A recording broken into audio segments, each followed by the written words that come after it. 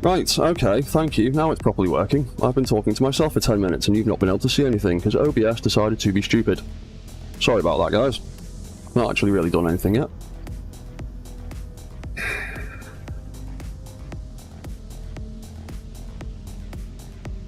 Oh, right, yeah, now you're live. Okay, thank you very much. Bloody OBS. I thought that was actually broadcasting, and I've just been talking to myself while you've been watching a stream upcoming video screen for the last 10 minutes, so apologies for that.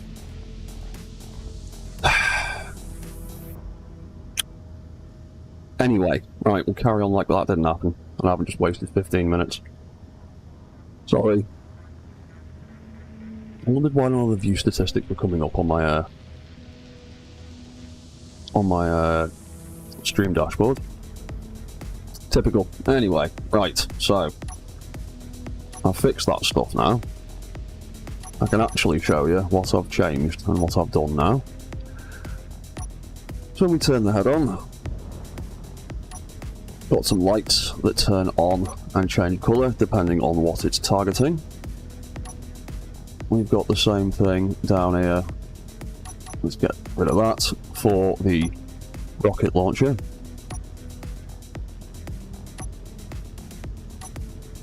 We've got that for that. The flare launchers on the side now have the same colour changing light setup too. Ruby.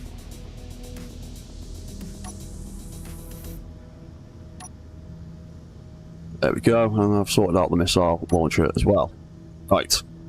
Cool, so I don't know if any of what I've been I've been talking to myself the last 10 minutes, haven't I? Yeah, so no one's heard anything I've said. Right, so we'll start again then.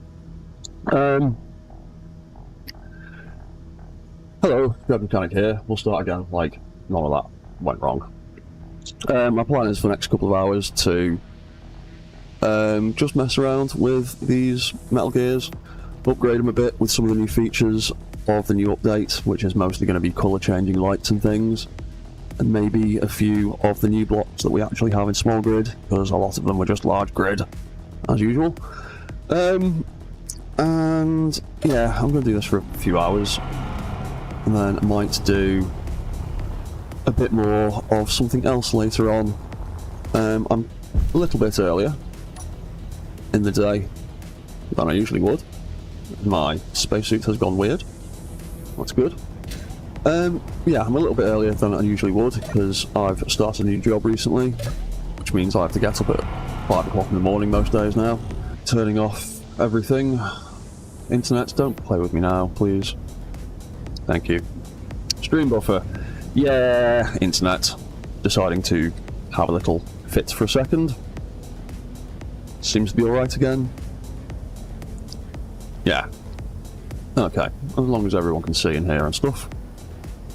Have I got anything running in the background that's going to be messing with that? No, I've turned off all the other stuff. That's just my internet being crap.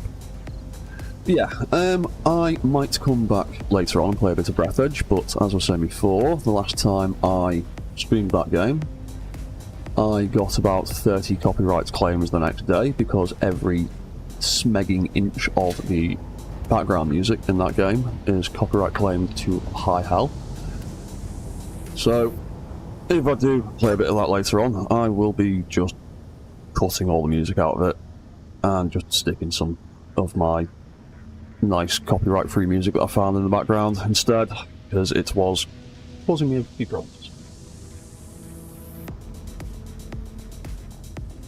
But yeah, we're going to tinker about with these guys, because I think I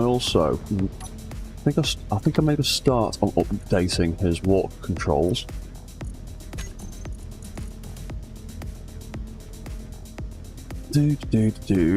Walk reset, walk start. What did we do with those?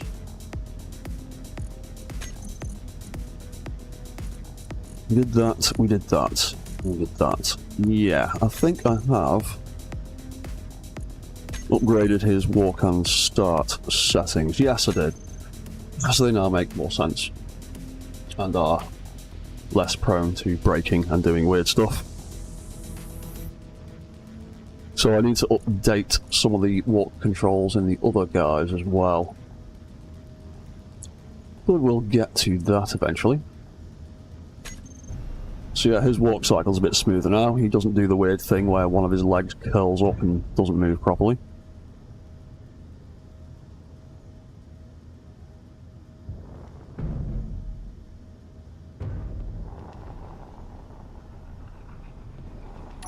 And I also noticed, where is it, AI functions, we turn all of that on. I've noticed since the last update, I think it's this one, turn that on. Anyway, that's the one. Is that one? Yeah. There we go. I noticed, since the last update, the relative waypoints track really, really super duper smoothly now. On a moving grid. They used to be very stuttery and very jittery, like they had a low frame rate. But they move pretty much perfectly fluidly with a moving grid now. Which is much nicer than it used to be. That little waypoint there would be jittering around all over the place as this thing moved forward. In the last version of the game, but since the update, it's super smooth now, which hopefully translates to the AI blocks tracking things nicer now. That would be really cool, and I assume that's what's going on here. That seems way more steady, and it also means his balance controls are way more responsive.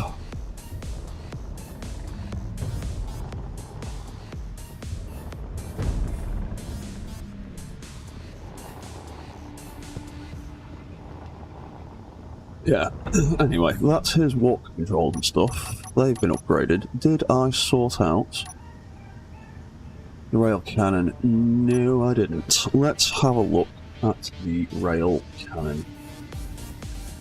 I did build some timers to put some stuff into, so let's make a few adjustments to this. On and off control. So in the on and off control, we turn the turret controller on and off, we turn the AI on and off, we turn the lights, the camera and the railgun on and off. And then we've got a few resets for the rotors and the hinges. And then we've got a fail-safe for the exhausts. Oh yeah, it's got exhausts on the side that react to the railgun recharging. Right, so let's have a look at these controls then. So we'll have railgun on, railgun off, railgun on, railgun controller can go on, and so can its AI. Railgun lights can go on, railgun camera can go on, railguns can go on. And the railgun lights, we can set them to cyan, like all the others. And oh yeah, and then we'll need whatever broadcast controller. That's the one. 7 and 8. That'll be on, that'll be off. So yeah, all these Metal Gears have also got broadcast controllers in them that send a signal to me as the pilot. And I think I've got them set up to broadcast to anyone in the area as well. So they can leave you a little text message in the corner of the screen telling you what function to turn on and off. So I've got one for like systems inside the mechs, and then one for all the weapon systems. So that would be 7 and 8 on the weapon controller. Row for broadcast. That's the controller one, that's the weapon one. So that one there, message 7, could say railgun on. Cool, right, railgun off will be that controller can turn off, that AI can turn off, just because I'm a bit pedantic about those things. And then we can have light, camera, and action off.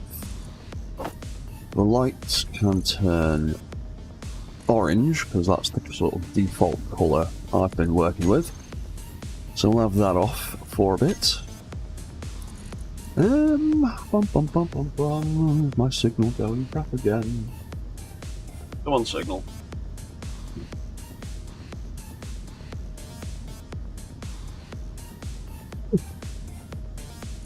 Oh, hello, Flappy. How are you? My signal go.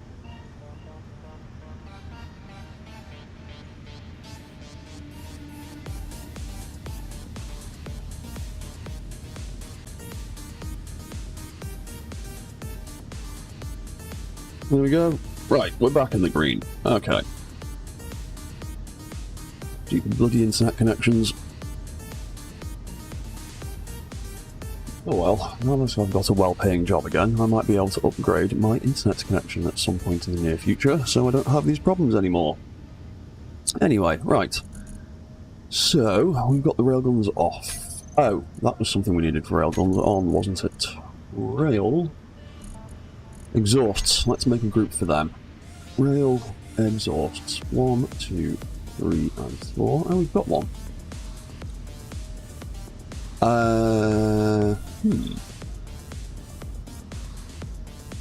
Oh, it's because I've called them rail cannon. You know what? Let's just change that to rail gun. Get rid of that. We'll rename some stuff later. Oh yeah, there's loads of stuff still named... Oh, it's just... Oh yeah, there is loads of stuff still named rail cannon, because I couldn't decide on what I was going to go with. I'll just quickly rename a few of these bits so everything matches up.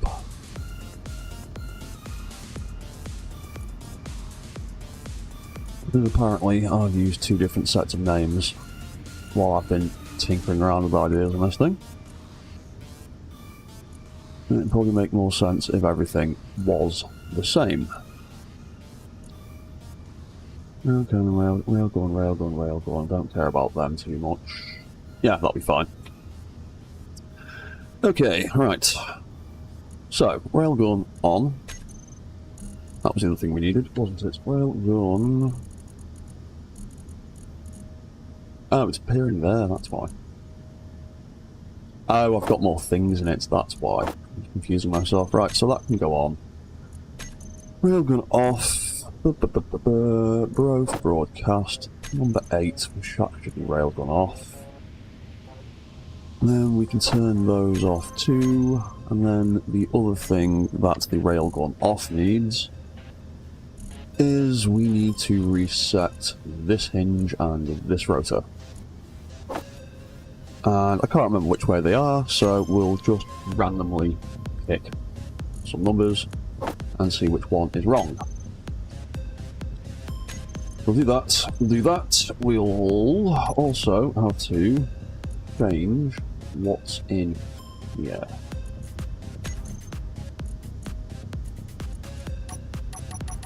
Yeah, we need to take out all of this now.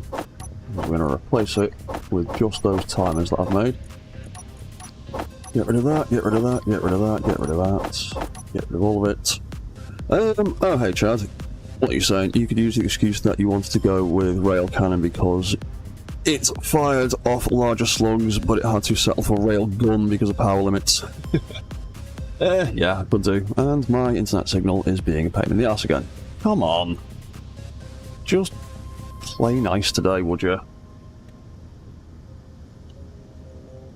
are you doing?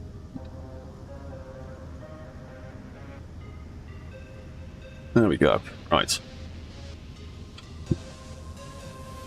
Okay. It was more likely, Chad, that it was just me thinking of different things during different building sessions.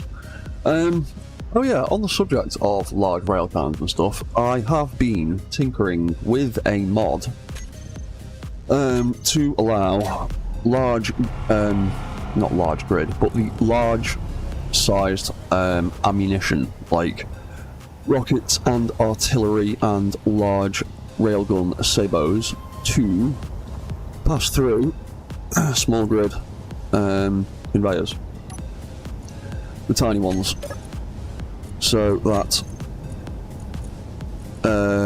you can pipe up things a little bit easier and a little bit better. I know some people like having that restriction in place, but it winds me up, so I made a little mod for it. So now, small grid things can also pass rockets and stuff. So where is this pipe going? Yeah, so that goes straight into tiny pipes, but the tiny pipes can now feed rockets through them, so they can all get through this conveyor system and into here. So yeah, that's a little mod I've been testing out on these, so I can squeeze in those rocket launchers better. And I thought while I was there, I might as well throw the artillery cannon shells and the large grid rail cannon shells in there as well. For anyone that wants to mess around with large grid to small grid, subgrid nonsense with big and small weapons and things.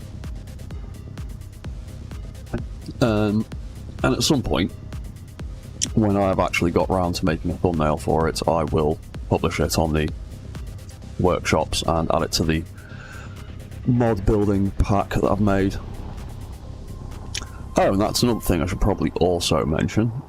In regards to the mod building pack, I have removed the improved small grid rotor mod from that pack because the game now does exactly the same thing that mod does, but better. I didn't want it to be causing conflict with the vanilla game, so I've taken it out of the pack. It is still available on my workshops, but it has a big fat obsolete tag on it now because it's kind of pointless. Keen were nice enough to do exactly what I wanted them to do, and the entire point that I made that mod, they've now incorporated into the base game. So, yeah, I've binned that off. It doesn't really need to be there anymore. But, like I said, I've been working on a few other things, so I am going to update the mech building pack in the near future with some new toys. I've also been working on another fan thruster mod to make little ion fan thrusters. Not quite finished yet, but it's almost there. So there'll be a cheeky way of getting tiny little ion thrusters on your spaceships, or on your drones, or on your mechs. What did we need to do else with this? We did it all with this. Oh, the wrong one. Railgun. That's the one we want. Yes, we did all that. We did railgun on and off.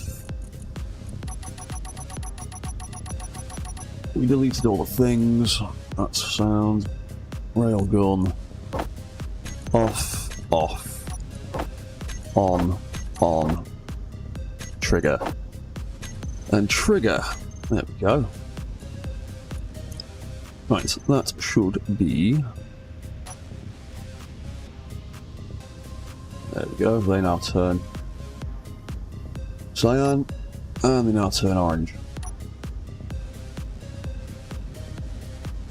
And they turn on a bit, we can fire that. Ow. Like so, and then they light up on the side, and when it is recharged, they should turn off. Well, the electricity effect will go away.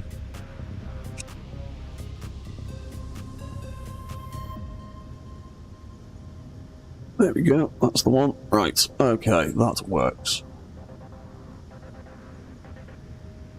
And also, if I fire it like that, the light on the front goes from green to orange. We could update that as well. We could make it a single light change now. We could keep both lights. But where are they? Railgun charge lights or something like that. Railgun light low. Railgun light full. Right, let's put charge in there as well. Because that'll help group them together. What's that, Chad? We have flat atmos, nicknamed flatmos. If you make small ions, they can be called ribbon ions, nicknamed ribbons. I was just going to call them fly-ons, because it sounds stupid. But yeah, I suppose you can call them whatever you like. Yeah, they're almost finished. I was just mostly just I need to sort out one of the SBCs to rename them so they're separate from the other flatmos. I think that's all I really need to do on them. Like half an hour of tinkering with some subtype IDs or something like that. I need to have a look at what I actually need to do on that. But yeah, fly-ons is the stupid name I've been calling them to myself. Flatmos, flat atmos, fly-ons, flat ions, I don't know. The stupid word amused me. Right, so we can actually, rather than having a full and a low, we could actually just make these charge lights now. We don't actually really need to distinguish them, because we can get... Oh, that's the wrong one. Because I've got them set up. Let's put an S in there, charge lights. Because they are just being triggered by... Railgun charge controller, this one here. That's looking at the two railguns. Because railguns can be selected with the stored power event, just like batteries can, because they kind of use the same mechanics. And all that's doing is turning those two lights off and on. So what we could instead do now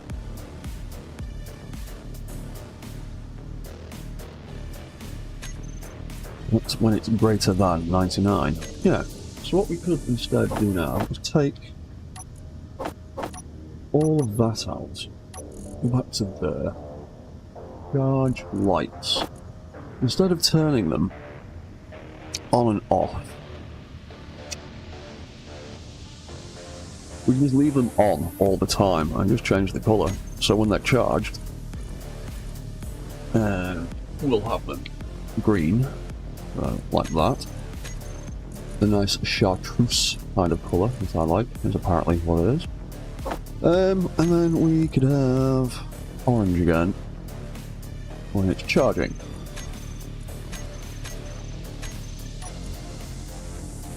And turn those charge lights on. And then they won't change until I fire. Done. There we go. So now they're both orange, and we'll wait for that rail cannon to charge up. It should turn the exhausts off again.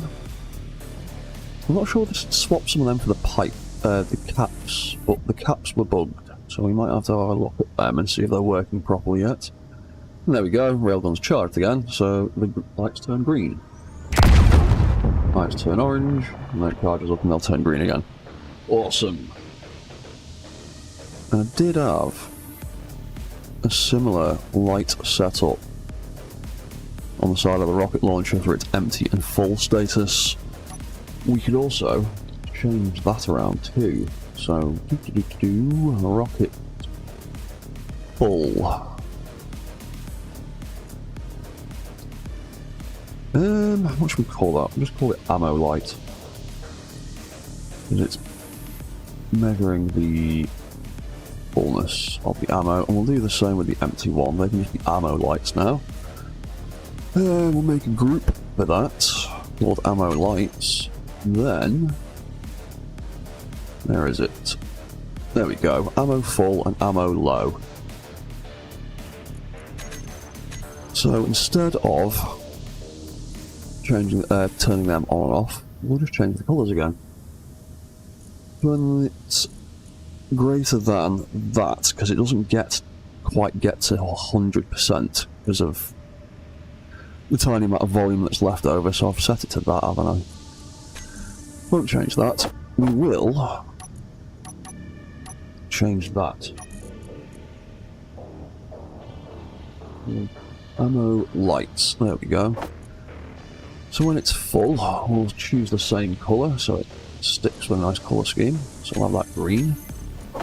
And when it's empty, we will select that orange again.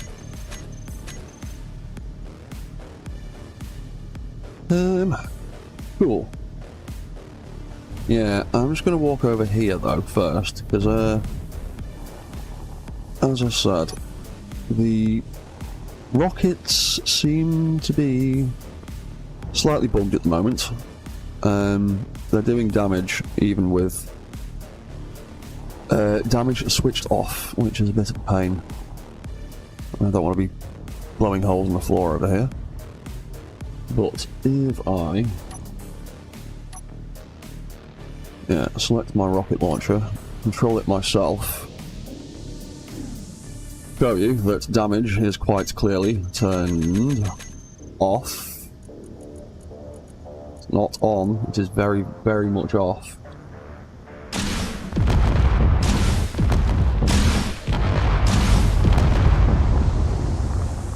Blowing holes in the floor,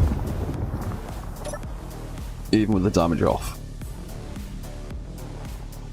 It's not doing massive ones like it normally would do, but it's still causing some level of damage, and yeah, it means I can't safely test my rockets at the moment because it's blowing up stuff when it shouldn't be. And you'll also notice there was no damage turned off thing that appeared on screen like I get with the Gatling gun. Why are you... oh.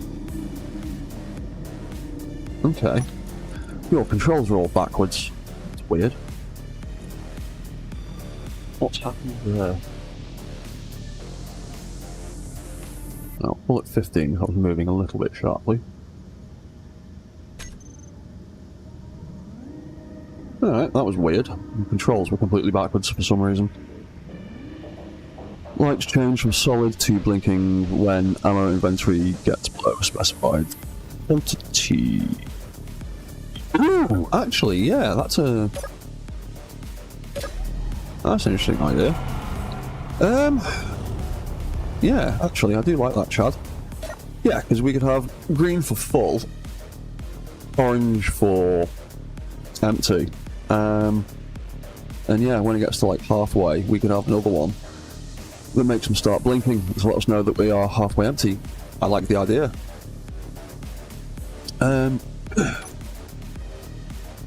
Yeah, look at that. I like that idea. What did I set that to? That is just 0. That is just, yeah. So, we're going to need one more controller. Or, yeah, one more controller. Those ones are stacked in his head, aren't they? Yeah, they're stacked in his head. So let's stick another one in his head somewhere. Where were they hiding? Rocket low, rocket full. Right, they're there. There's a gap here. We'll just use that one. That will be fine.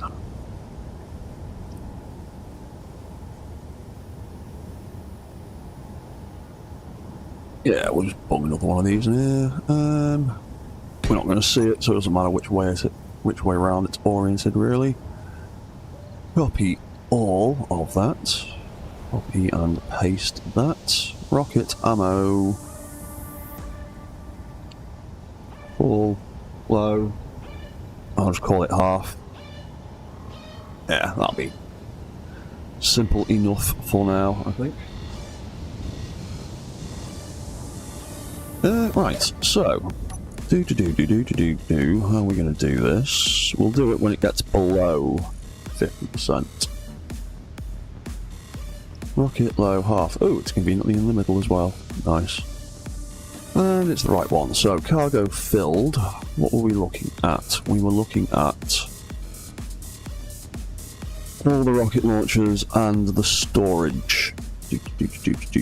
And gated. Yeah, I think that'll work. We'll find out. Okay, rocket. Right, all of them. When it gets below 50, we were calling them ammo lights, weren't they? We will set the blink interval. That's what we need. Let's blink interval to 1 second for now.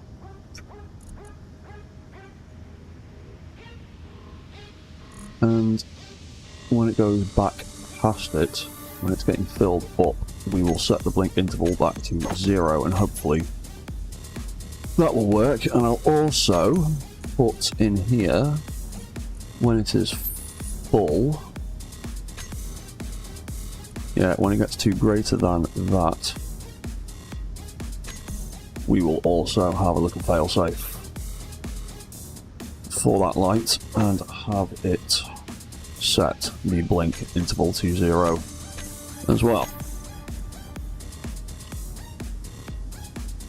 Okay, let's try that. So if I select my rocket launcher, if I control it, yeah, the right way around on this one, left and right, let's get a bit of an angle where we can see.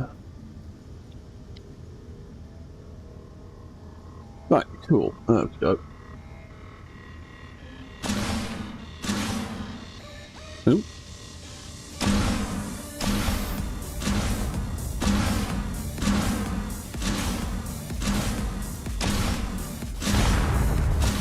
Just completely empty the thing, and then we can refill it and see how this behaviour wants to work. Because that did stuff then, but didn't quite work how I was expecting.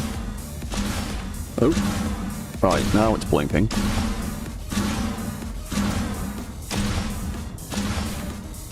But it turned orange sooner than I was expecting it to.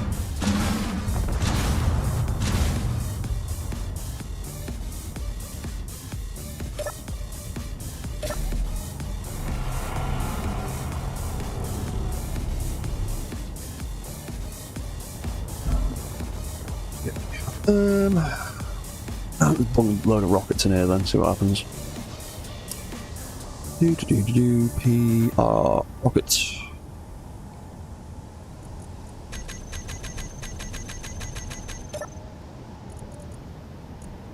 Yeah, they're feeding through the tiny tubes, thanks to my mod.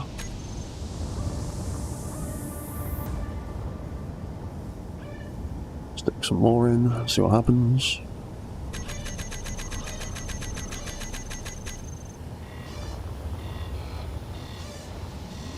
Ooh, light is off. Why are you still off? You shouldn't have turned off. Well, I forgot to change something. Rocket low. Oh, I didn't change any of this one, did I? Idiot. That'll be why. Right, rocket ammo light. When it gets below that, it wants to change the colour to orange. Yeah, that was the one.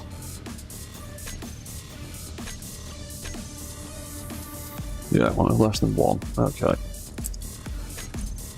And then when it's above 1, you want it to go back to green.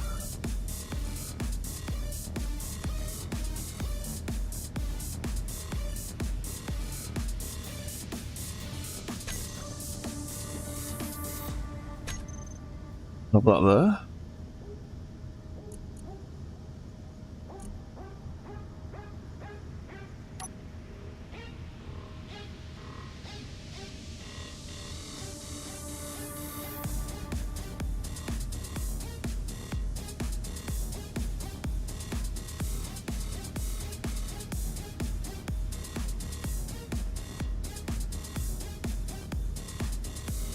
Right. Okay. That might explain some of things that were going on with that.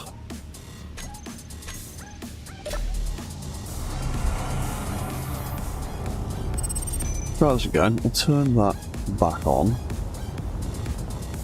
Right, are you full? Are you saying you're full? Yes, you must be, because you're full of all that. Let's ditch a bunch of this stuff. You're definitely full of rockets now. Yep, right, let's get rid of them.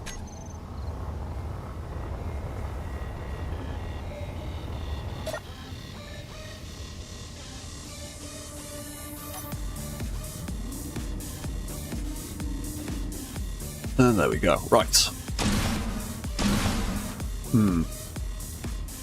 Why has that gone orange immediately? What's that about?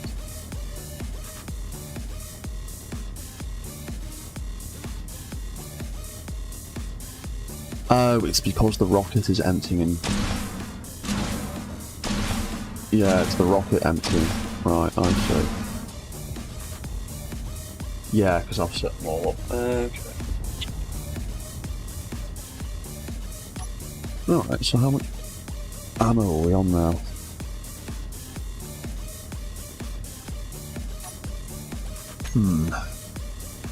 I might have to change some of these settings. We've still got that many in there.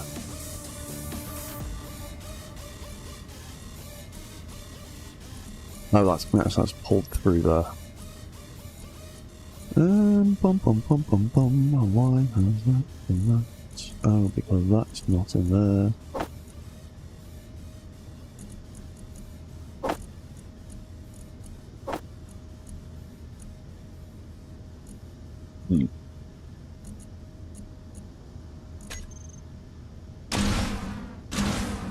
Right, because that's nowhere near empty yet. Let's change some things on this rocket thing. Then a rocket. Do.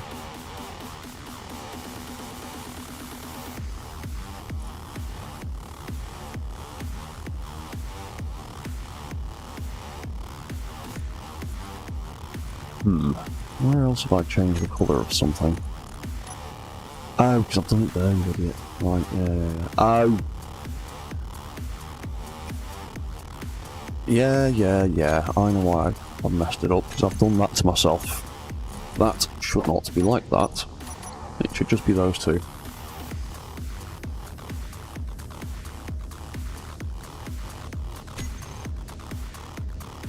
Yeah, that's why. Because I'm a fool. Right, okay, that makes more sense. Let's take that off. So it's not trying to aim at stuff. Let's put them rockets back in there for a minute. Let it fill back up. Maybe a few more.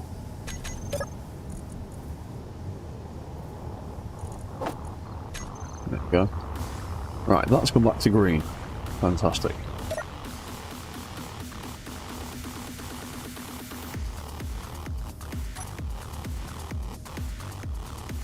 Go. Right.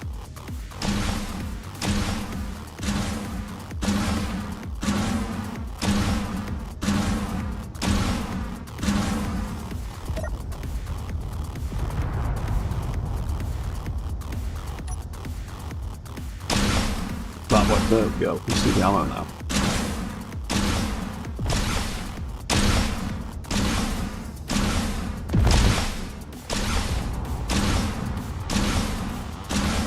That kind of tries to keep pace with the ammo getting used. There we go. Right, that's flashing green. That was what we wanted.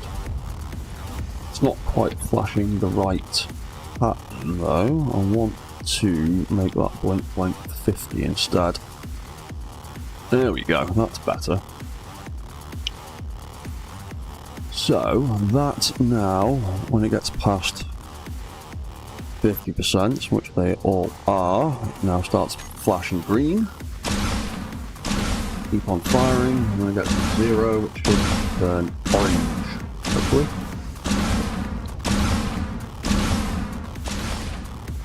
There we go. Orange and flashing. We've run out of ammunition.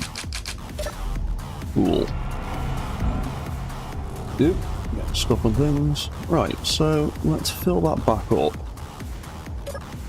And it should all go back to green. One line there. It'll come back up off orange and stop flashing and turn green.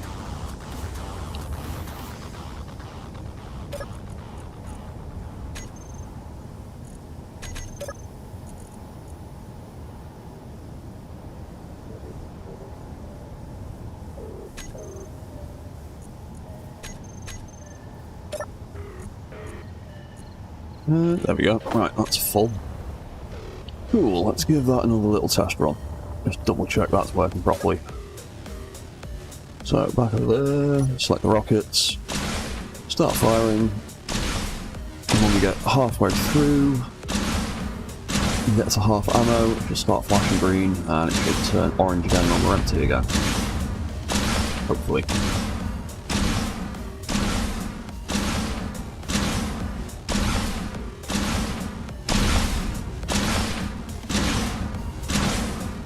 There we go, that should be half empty. Double check that again. Yeah, everything's just dropped below 50. That is behaving correctly. Fantastic.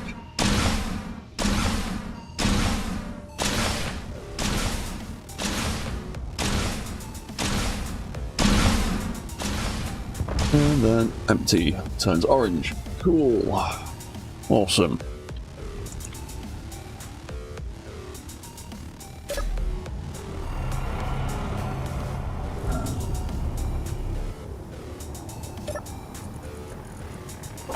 I'll put 50 of them in there.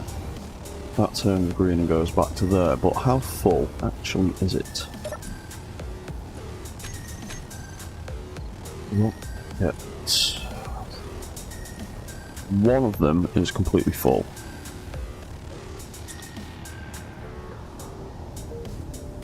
I'm supposed to go and the gate. It's only supposed to trigger when they all get there.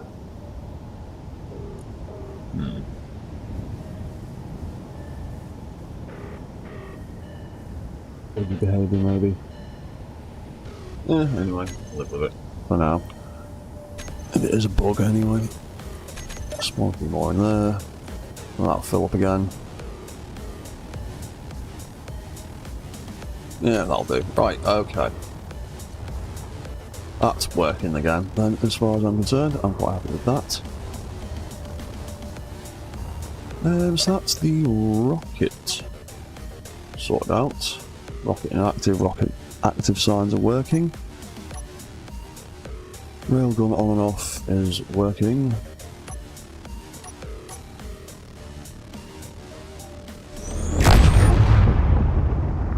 Again, the railguns aren't coming with the damage off indicator on the hood that it should be, considering that I've got damage turned off right now for testing purposes. So I'm wondering if that's a bit bugged as well. Maybe.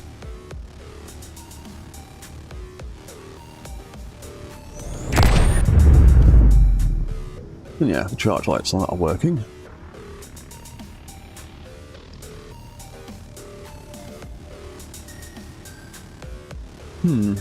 Oh, actually, we could do more with that, couldn't we? We could put... Let's take that off so it doesn't try to shoot things. We could put another event controller in here somewhere. We'll just stack it on top of that one.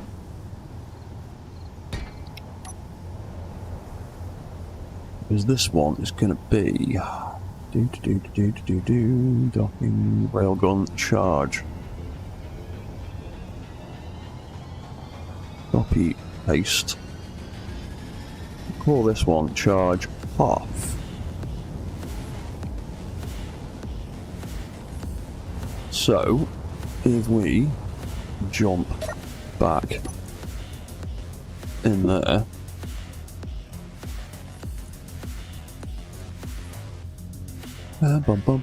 Charge half. So we set that to stored power. And we'll set it to greater than 50, because the railguns, when they fire, just instantly, bam, guard goes. But we can have that light change when it gets above halfway. So I'll have those set up, I'll have that set up. Rail charge lights. So when they get above halfway, we will set them to green.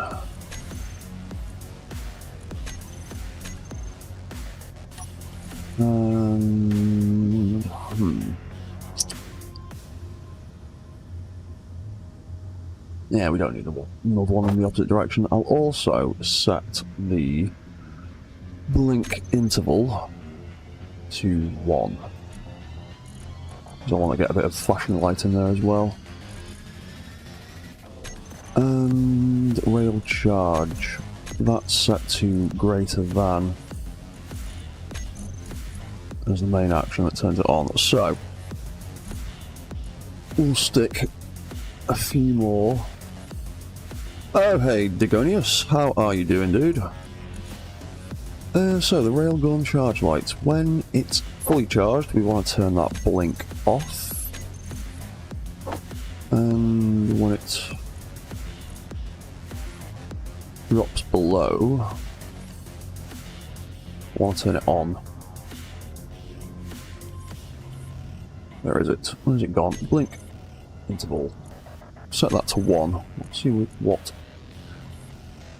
this does. Anything else I need to do other than charge lights and change their blink blink? That's the one. So 50%. There we go. And if I... There we go. They're blinking. And when the railgun gets to like halfway, hopefully, change the green. And then when it gets to full, it should stop blinking.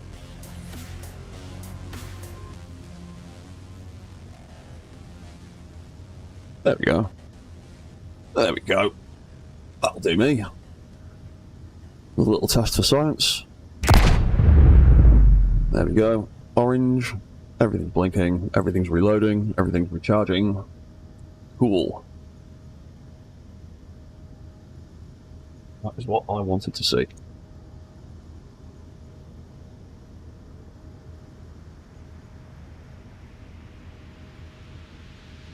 I'm happy with that. And that can reset down there.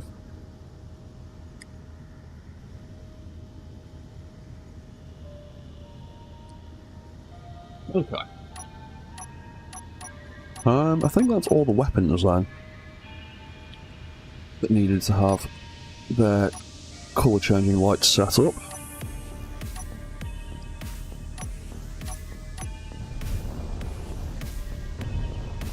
Yeah, the AI on you works, doesn't it? Yeah, that turned red, damage is turned off, turn it off, it turns orange and resets. Okay. That's all good.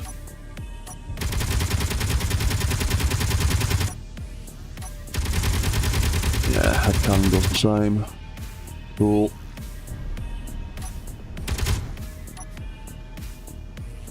Groovy. Okay. Was there anything else I wanted to do? Oh yeah, these lights in here, I can actually minimize these now. Can we rearrange them slightly? There's that, and that, and that, and that. Can be moved around. How did I do it in Ray? So you've got a more refined system. You've only got the 4 lights down here. Because you've got the 2 that actually control the walking, which is the cyan ones. And those are the ones that control the walk cycle, like fail-safe system thing. When both his feet aren't on the floor. Okay, we'll use those two, and we'll set up the same way. So the walk control lights will turn green and orange as I walk forward and backward.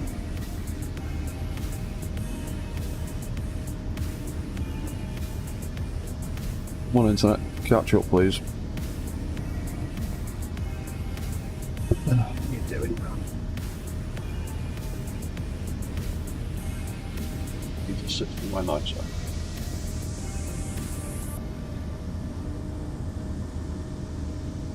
Okay, right. So those are going to do that, those are going to do that.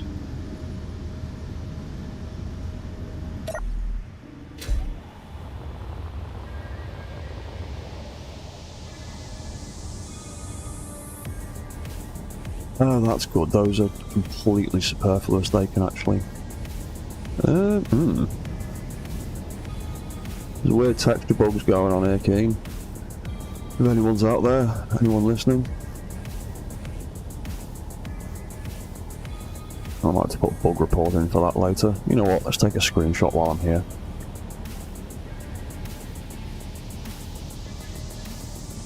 Yeah, okay. So we don't actually need that bottom row. That makes it a little bit more convenient.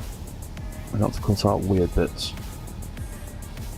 So those two are going to change green and orange and cyan depending on what directions are active. And those two are going to indicate left and right. Cool. Okay. Right, do we have a group for the walk lights? Helps if type in the word walk lights. No, we don't. Let's make a group for them.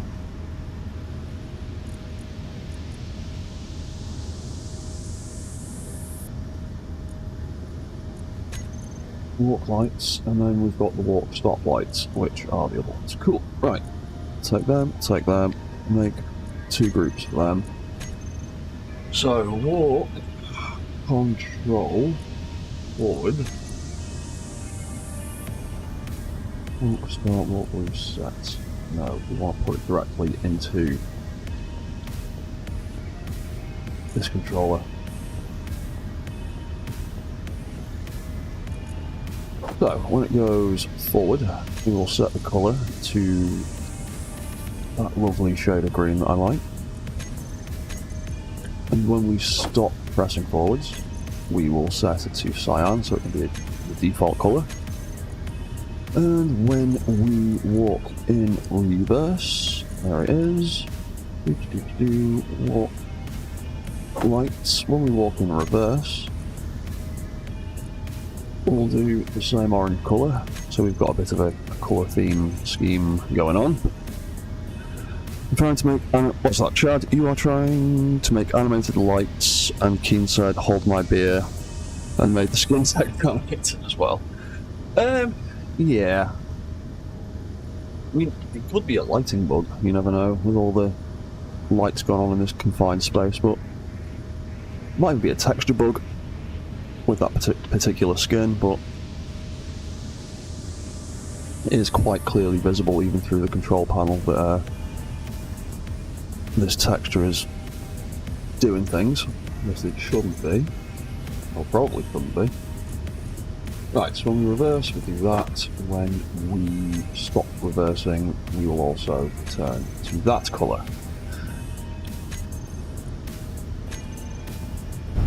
Forward, reverse, forward, reverse. And then those lights will blink depending on which leg is currently moving forward. Both turn on when it resets to default. The cockpit inside wants to feel like a disco. Hey, DCND.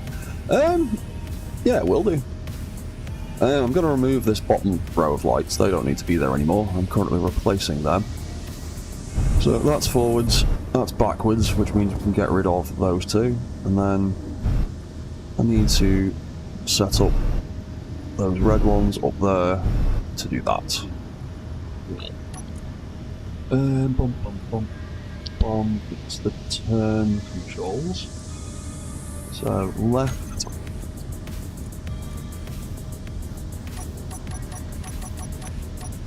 Yeah, we can literally just stick in there, can't we? So what was that? It was stoplights, wasn't it? I don't need the group actually, I need the individual light. Okay, so when we turn left, that one will turn yellow. And when it stops turning, it can go back to red. And then on the other side, stop light right and turn yellow, and when it stops turning, it can hopefully turn back red again. So, left, right, left. Cool, right. They are all set up properly. Now we need to carefully remove these lights, because they're a bit temperamental when you try and just delete them with creative tools. You usually just end up deleting the block that's behind them, or cut them out. Nice and careful.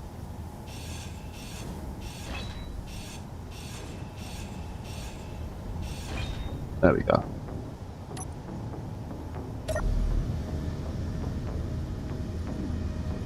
There we go, so we've just got those up there now. Means we'll probably put something else in here maybe. And now we've got all the visual indicator lights that we need up there. So forwards, backwards, left, right. Red means both feet are on the floor, leg means both, blue light means both lights are in the default position. The flashing light indicates the green flashing light indicates which leg is moving forward. The red flashing light indicates which foot is currently on the ground.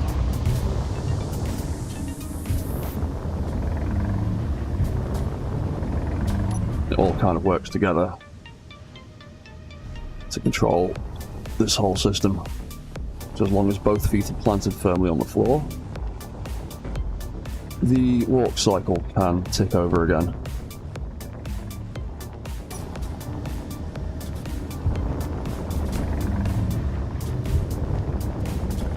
Cool, right, I'm happy with that, that's working nicely.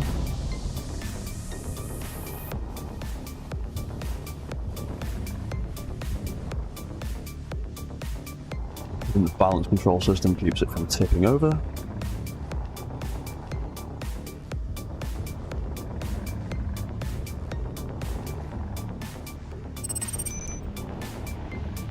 Please, okay, let's turn off that balance control HUD thing. Bar, not bar, balance. Where is it? That one. Don't need to see that on HUD anymore.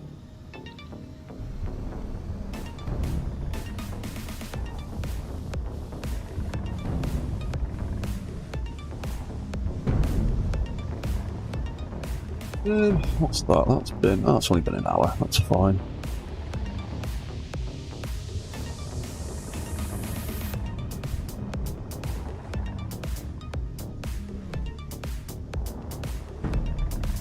Might have to tweak some gyro settings in him, see if I can make him a little bit more stable, but...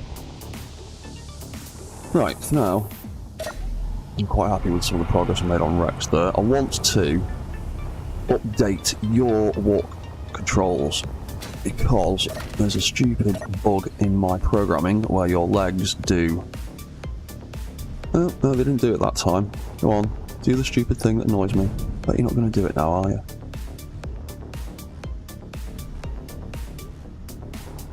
Did I get round to fixing it? Did I fix it? Oh, it looks like I might have fixed it actually. No, I haven't. I'm just lucky that the bug didn't happen.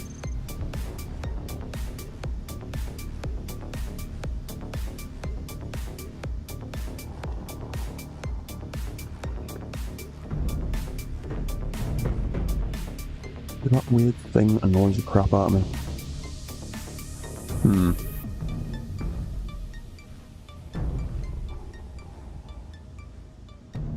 Well, anyway, I'm going to update his walk controls, because they need updating.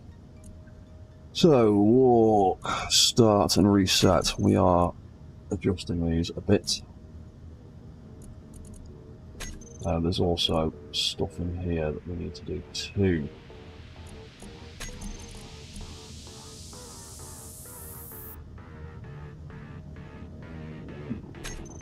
Right, hang on, let's walk back over to Rex. Oh, there we go, that's the thing he does, where one of his legs doesn't quite unfold properly. Because of some way I have set up the controls. I'm not sure what I've done with it, but it's easily fixed. Just need to get him over to Rex so I can... In fact, I can just do it by radio, can't I? I always forget I can just do it by radio. Do control. So, Rex, put change on your walk controls. Your forward controls, what do they do at the most basic level? That's just the legs, that's fine. We don't need to mess with that. The walk control there turns off and on the opposite one. And oh yeah, that doesn't need to be there anymore, does it?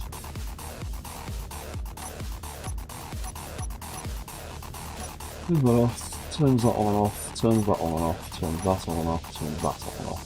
Fine. Does them, does that, does lights. Okay, that makes sense. Right, Zeke, walk, control, forward. You, first of all, turn the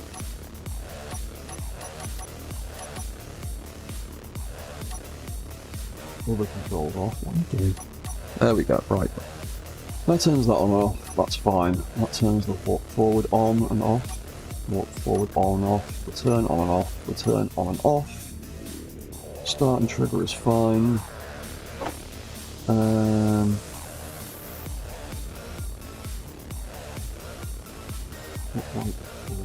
Oh, that can, yeah, I can get removed. Absolutely get removed.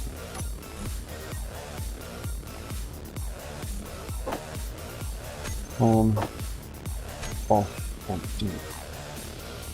off on that rotor.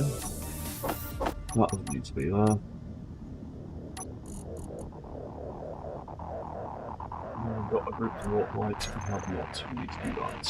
Walk light.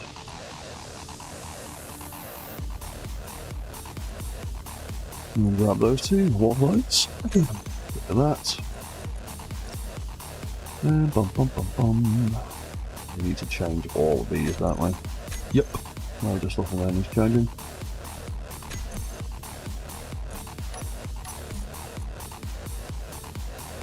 Walk lights, they will turn green when we start walking forwards. And they will turn cyan again, or aqua, whichever you prefer, when it stops.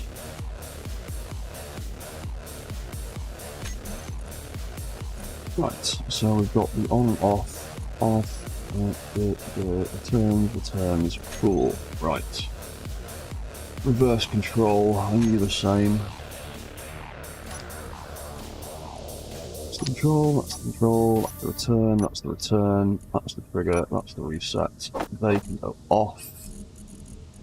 They can get replaced by the walk rotor turning on and off. That can get removed. And then we can have the walk lights turn orange again. And cyan again. There we go.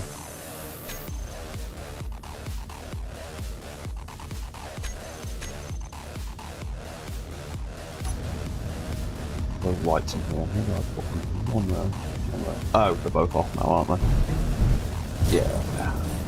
Of course they are.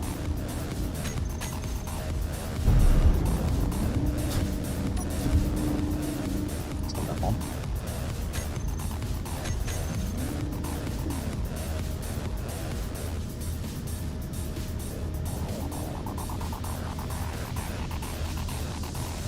Oh, I was looking at the wrong ones, that's why.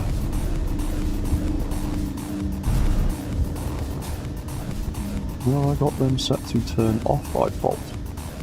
Oh yeah, because I've not fiddled with any of those controls yet, have I? That'll be why. So, walk in reverse. Yeah, they're turning orange. I might have to move those two sets of lights to the front bit instead, I think, so they are more easily visible. Yeah, we're going to have to change them, which is going to affect the programming, because we're going to need to change a bit of programming as well. I can't fit in there, that is too tight. Do it. Spectator mode. Right, so that's going to get deleted.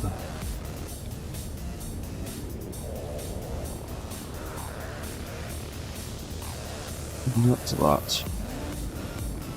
Copy all, paste, that's going to be that.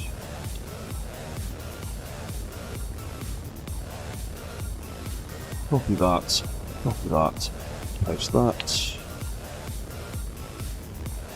Copy that. What's that? Right, what programming we need to change. So what we need to carefully remove.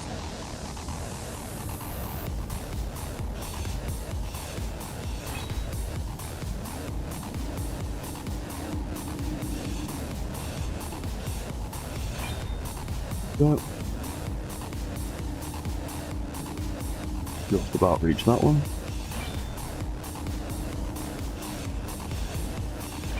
There we go.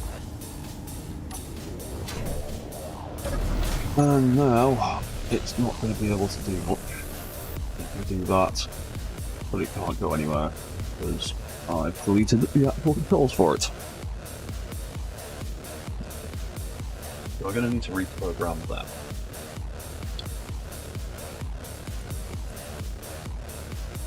Well, that one is now got no block to look at. Walk white L01, can do that one.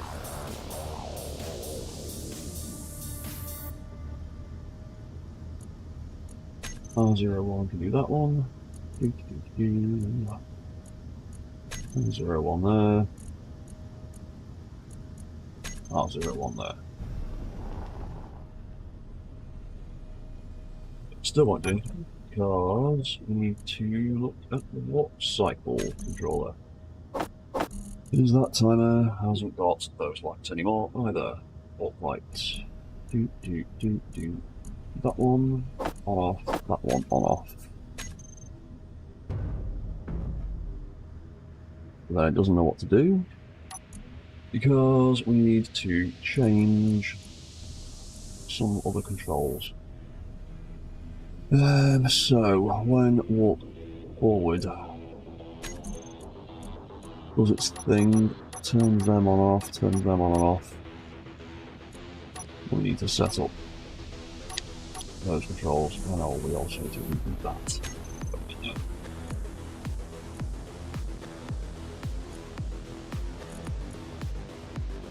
Right, so we need to remake that group. And we need to remake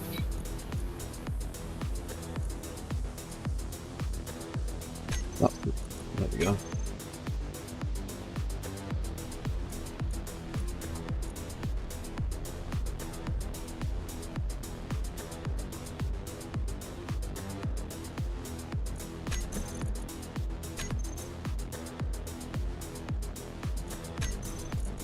Oh yeah, that's why, because they're no longer there.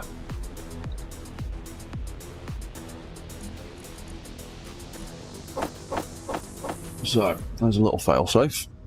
Let's make sure everything does the right thing. That will turn off, and then it will turn on. That will turn on, and that will turn off.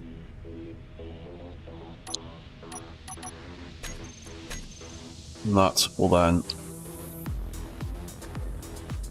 set up the legs to start working again. Kind of. There will be other things that we need to do. In a few other places, probably. Oh, there we go, that's the leg working again. Right. May have turned green, that's alright. Okay, we need to change a few more things.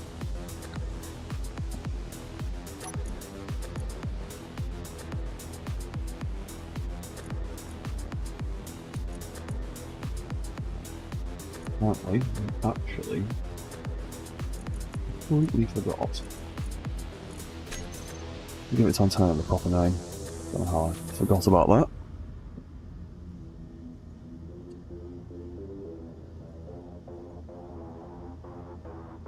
Right, so what else did I need to do with you and your controls? We need to...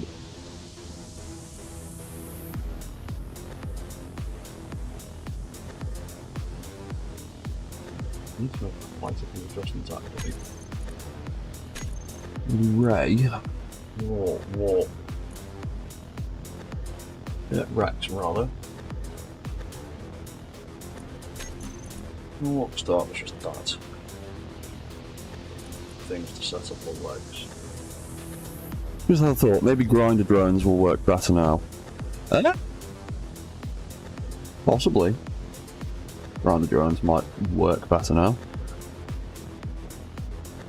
The biggest problem with grinder drones, the AI blocks. A lot of the targeting settings for AI blocks target center mass, which makes them a bit of a pain in the arse for grinding down buildings, because they'll more often than not try and aim for the big empty space in the middle of a room, or in the middle of a big like building design, like style brick block.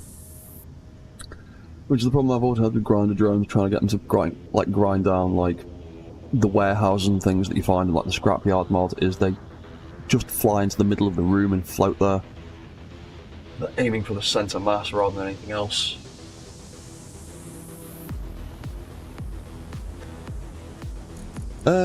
Yeah. It's just one of the pains in the arse with them. Controller walk cycle. Oh, I'm looking at Metal Ray, aren't I? Yeah. Metal Gear Zeke. So, your warp start controls, we really need to change them quite a bit.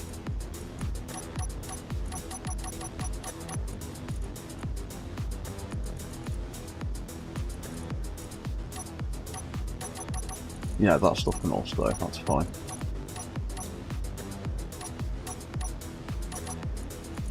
Right, so for the walk cycle stuff, we need to turn on that and that and that.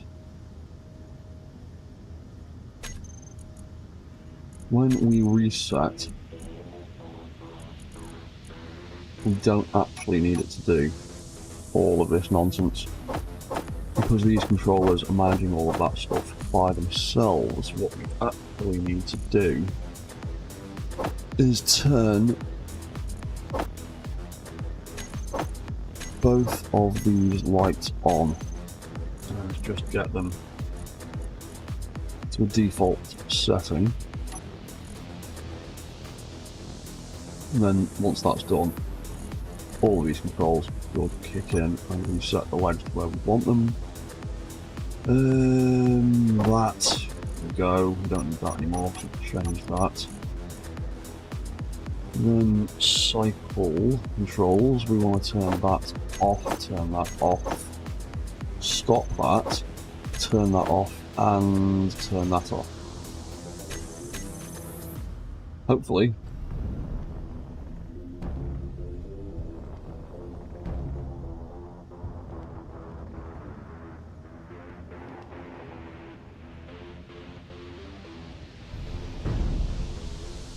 Oh, you're still doing that thing with your leg.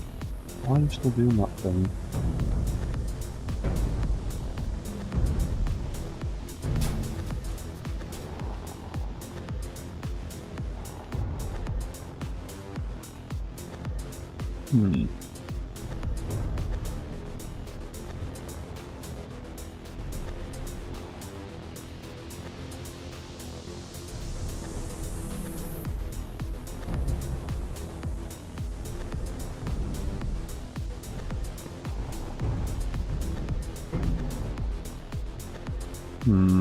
Why are you still doing that?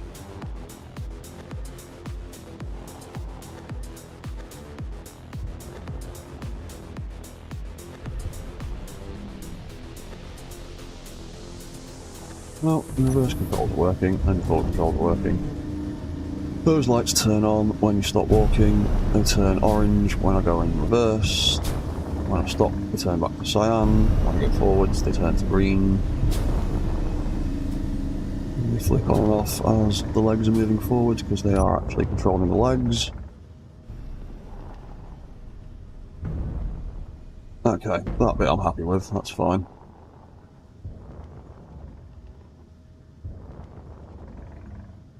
Right, next we move out. The stop controls. Now these are important for making the feet actually, making the legs stop moving when the feet are up in the air on a weird angle. Makes them stop doing like bicycle kicks in the air as he falls backwards. Right, so we need to set up these lights again. So we've got controller, we've got the right one. Controller stop sensor. There's a sensor on the bottom of each foot. And each of these feet, when it detects the voxels, triggers one of these lights.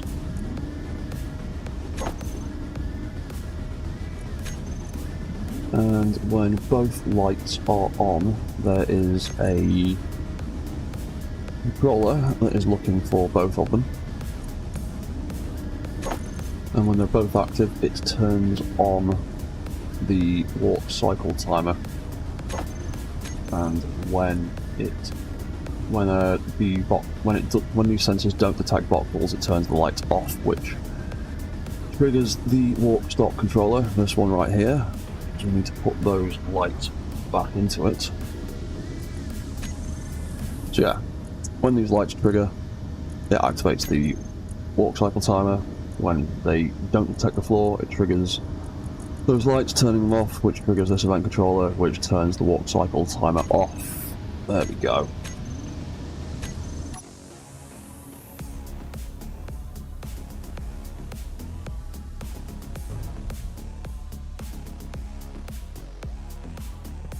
Just means, yeah, there you go. You see, his feet weren't quite planted, so it's turned the cycle off, but why has it not kicked back in?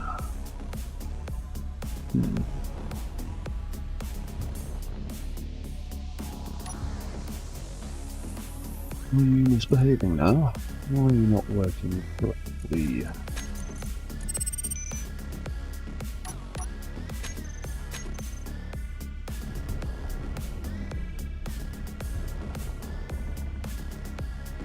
There we go.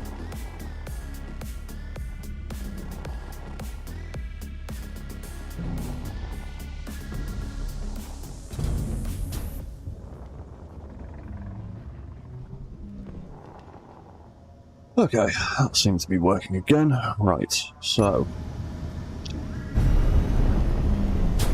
we're also going to set these red lights at the bottom to change colour when we turn.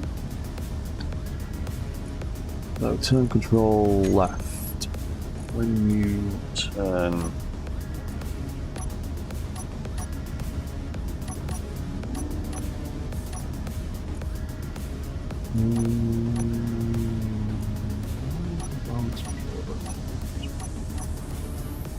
it's not right. Do we need to update those controls?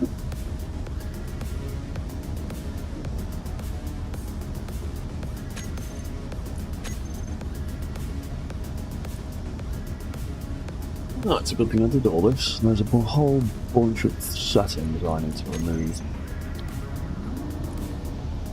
Right. Okay. So we don't need that one affecting that one.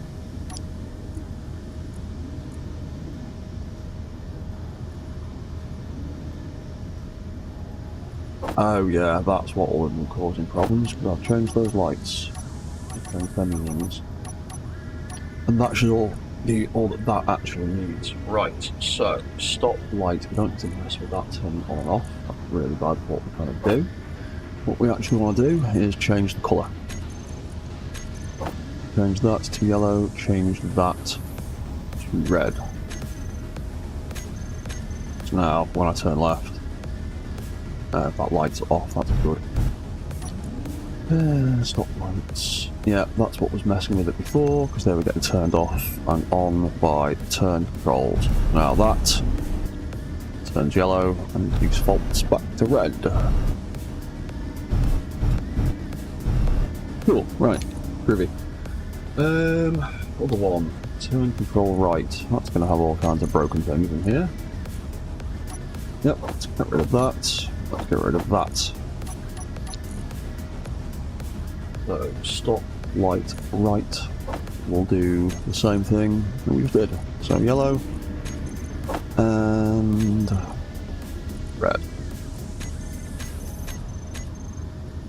So, turn left, turn right, turn left, turn right. Forwards, backwards, stop. Cool.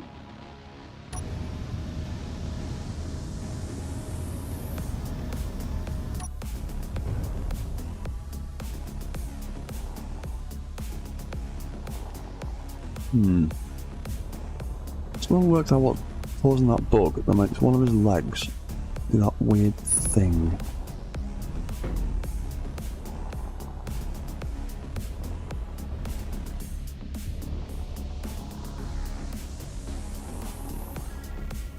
Whatever. Only happens every so often. It seems to reset itself, so I'm not too bothered right now.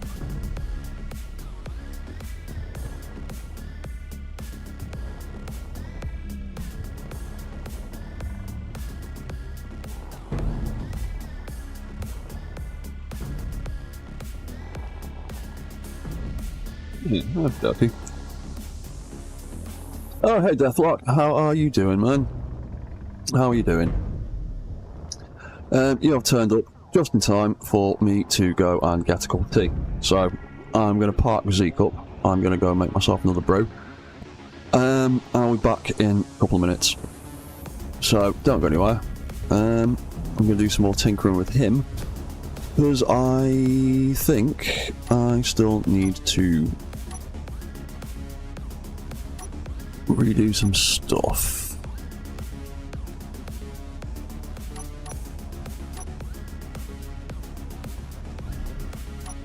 Yeah, I haven't set up.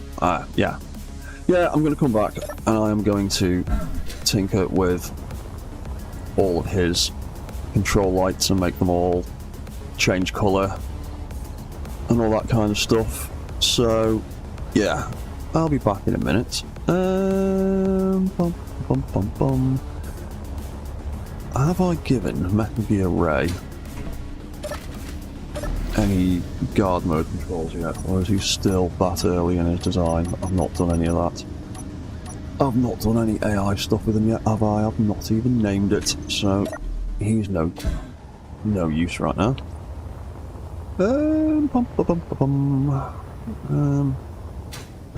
Yeah.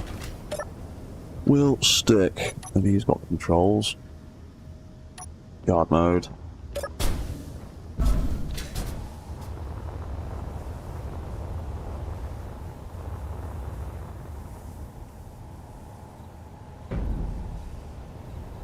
There we go. I'll stick him on that. Probably still need to give him a little bit more gyro control. And we'll kind of aim him over there. There we go. Watch that for a few minutes. I will be back in a minute. Don't go anywhere. See you soon.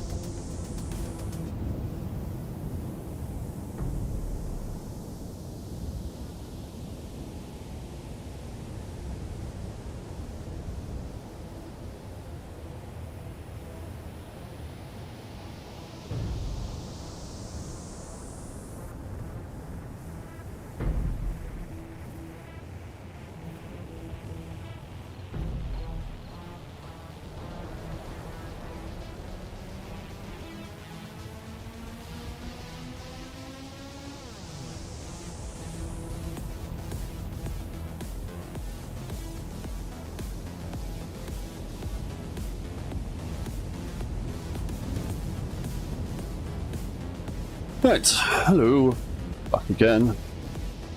Fresh cup of tea and all that. How's everybody doing? What are you saying there, Death Clock? Doing good, waking up. Ah, no worries. Seeing what LG Mechs, I thought you were working up to a Pacific Rim Jaeger.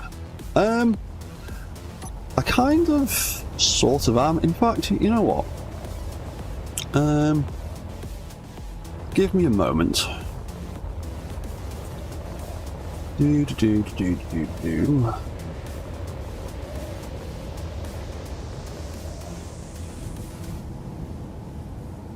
just sit over there. Right, let me drop down here. Let me also reposition the sun. So I can see stuff. That's better. Let's save that. Let's just quit back for a second.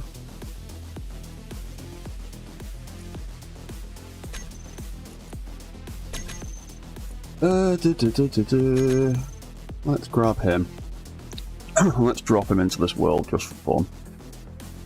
I can't remember if I've even got a decent blueprint of this thing at the moment. So I'll just quickly make one. We'll drop him into the other world just for fun. Because I might as well show off some of this stuff. I'm going to make a video on him soon.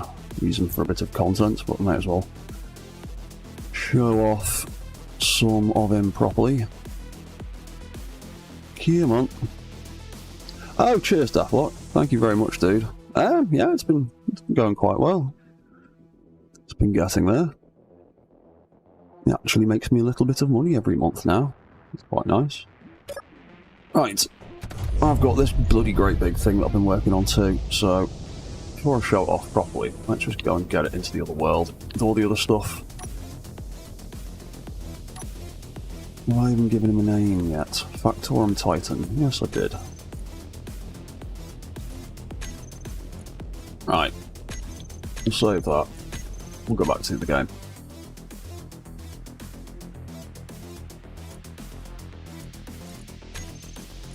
Not that one. Metal Gear. There you are.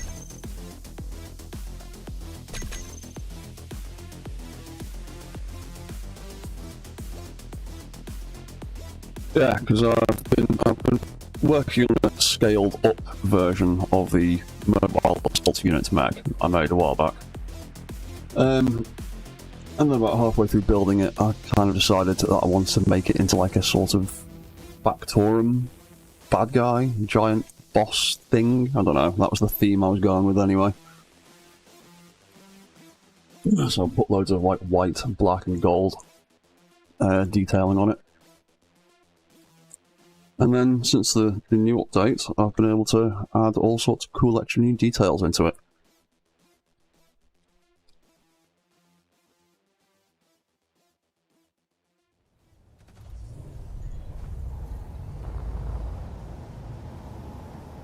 Right. Ezekiel slowly making his way over. There we go. Factorum Titan. So we've got a bit of scale next to the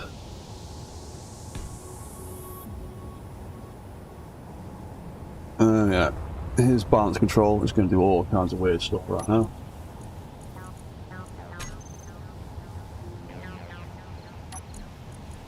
Because we need to reset that to look at its own beacon. There we go. Yeah, he's a little bit bigger than the Metal Gears.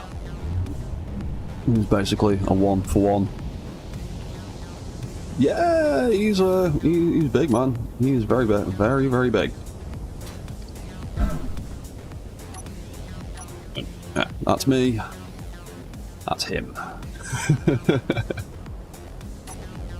So yeah, it's literally just like a 1-for-1 upscale of the mobile assault mech that I made, and what would have been a little small grid cockpit is now a great big room inside him.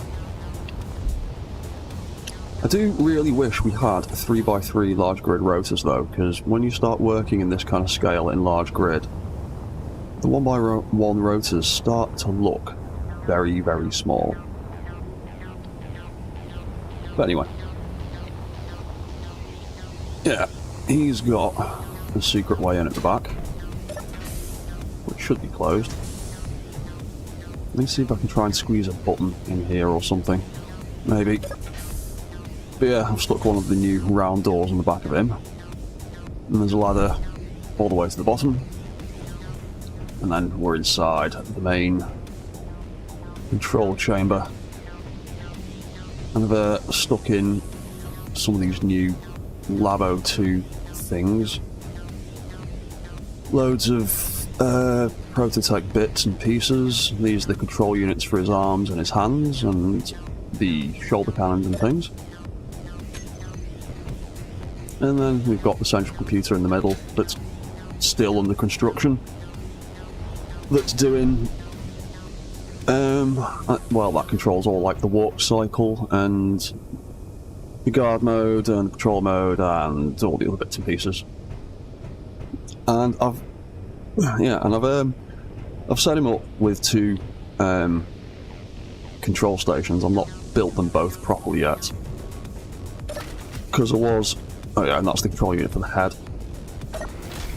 I'm using one of those new lab doors as a little access panel for it. I think it looks quite cool. Yeah, I've set it up with 2 control panels because I was messing with the idea of the only way he'd be able to take control of this thing is if you had 2 players, and working out a way to make a switch that allows you to only be able to control it if there's 2 people both actively at a console at the same time. But that's a hard thing to kind of work out and test by yourself, so I've not tried that idea yet. But yeah, he's pretty big. He's pretty chunky. Zeke looks absolutely tiny in comparison now. And he's got the full walk control setup. He can walk forwards. I've been tinkering with external light settings on this guy as well. So if I turn the lights up for a second, down the side of his leg, he's got the neutral position lights, and then when he starts walking forward, it changes the colour, increases the blink speed, and increases the light radius as well. So it all lights up like that. And then if I let go of the forward controls, it changes the colour, decreases the blink, and decreases the radius again. And it's the same for reverse. Oh, poor little Zeke. You're gonna get kicked to death down there, mate. But he can just follow me around like a little puppy.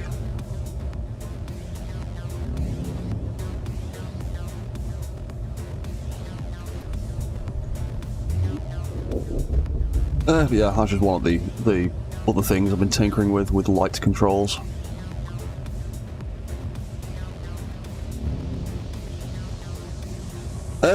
Yes, that slow walk is about... What's he gets up to about 12-ish, 13 meters a second. It looks really slow, but he's walking quite quick.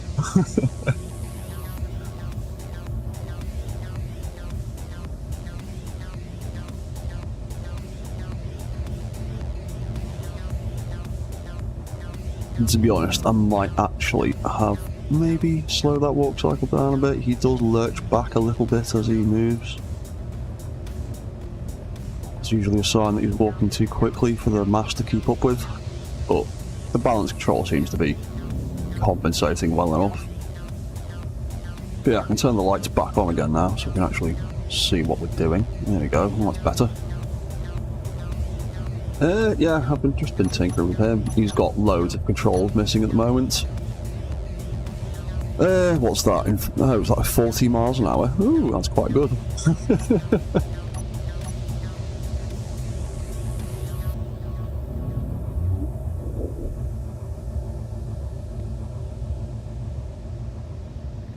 He does lean a little bit back, but he has also got a lot of stuff in the back half of him. But balance control mostly keeps him upright, and you've got a decent cockpit view from here.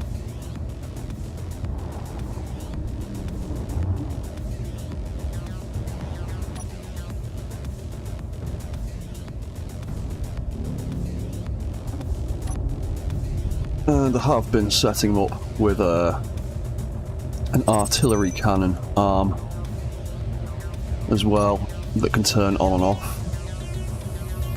So when I activate it, it then moves into that position, and then when it's there, the AI and the weapons and everything turns on, and the hand closes up.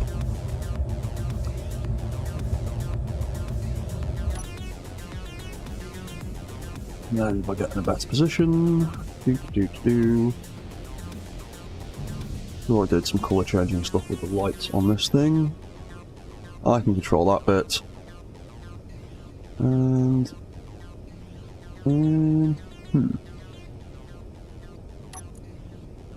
I missing something? They are both... Oh, I'm not putting ammo in there. Oh, that's why there's no ammo. Let's put ammo in it. Good thing I've stuck some of these cargo access things. That's assault cannon shells. I've not put any artillery shells in there, have I? Let's stick a bunch of them in there. There we go. There we go. They're getting fed into there. I can control that. And then... Pow.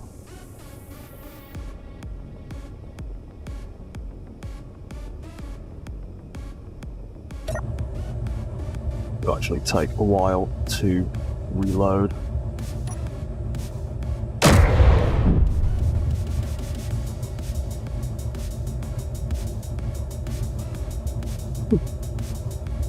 What's that?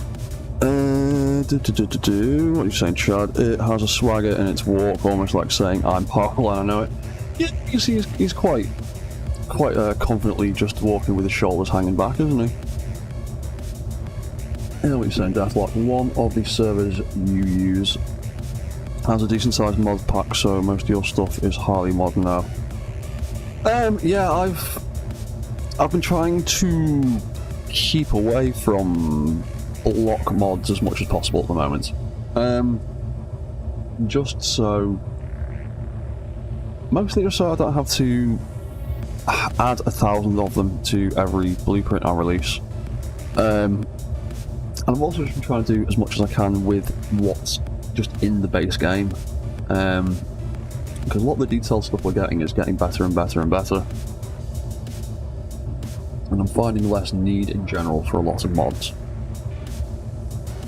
I'm finding less need for my own mods now, because Keen have been nice enough to fix my biggest problem I've ever had with the small grid rotors, and they now work exactly how I want them to, so I don't need that mod anymore.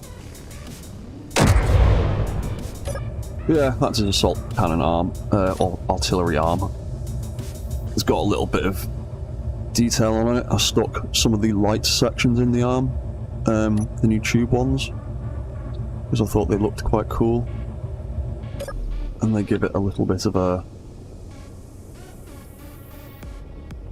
nice little extra bit of detail, particularly when I turn the lights off again.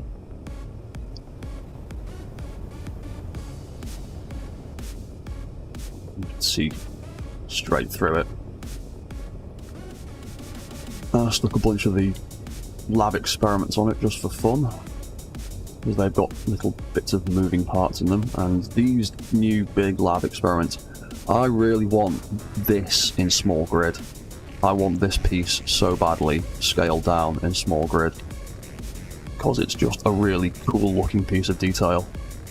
Does absolutely nothing, but just the combination of moving bits and glowing bits is really awesome. I really want a small grid one. It'd be really cool. Anyway, we'll carry on tinkering with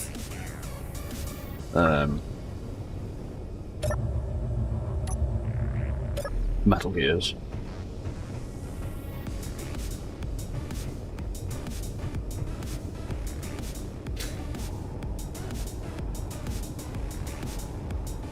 Oh yeah, actually, before we go tinkering with the metal gears, there isn't a second level to this this mech. We come around the back, there is actually a second and third level. So I'll go to this one first. Because this one has some real sneaky stuff in it. This is where some of the AI control is stashed. But I've also built these little drone pods. And I commandeered one of the Factorum mechs, and I've repurposed him a little bit, and updated him a little bit, with a few features. And now there's a set of doors at the back to launch drones from. But I've not quite sorted out the launch sequences properly for them. And there's also another one on this side too. And then we go all the way to the bottom. There's actually some crew quarters down here. Hey Great Null, how are you doing, man? Yeah, there's actually some crew quarters down here with some more cargo access and some gyroscopes to keep you awake at night. And then there's a bit of empty space that I've not quite figured out what I'm doing with yet. But it is all pressurised and ventilated in here when you've got all the doors closed. There's a refill station there too.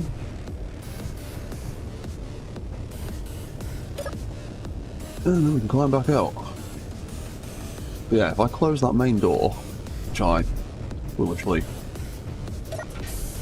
left open, it is actually pressurised in here. So you can live in here. They need a kitchen. Yeah, I might do that at some point actually. We've got quite a few different bits of kitchen blocks. Might be able to squeeze some more of the habitation blocks into this space somehow. But it's all a bit awkward, a bit of a weird shape. Yeah, we'll just have him sitting there in the background. Where has Zeke gone? You're following us around like a little puppy. There you are.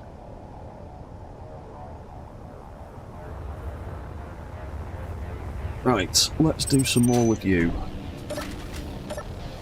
And let's turn your guard mode off. There we go.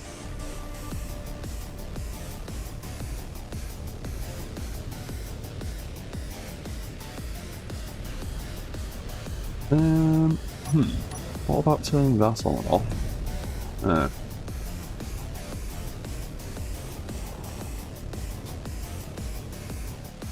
Okay.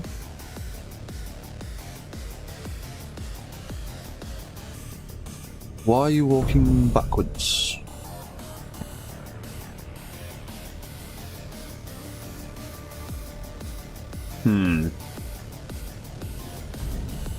Something went screwy there.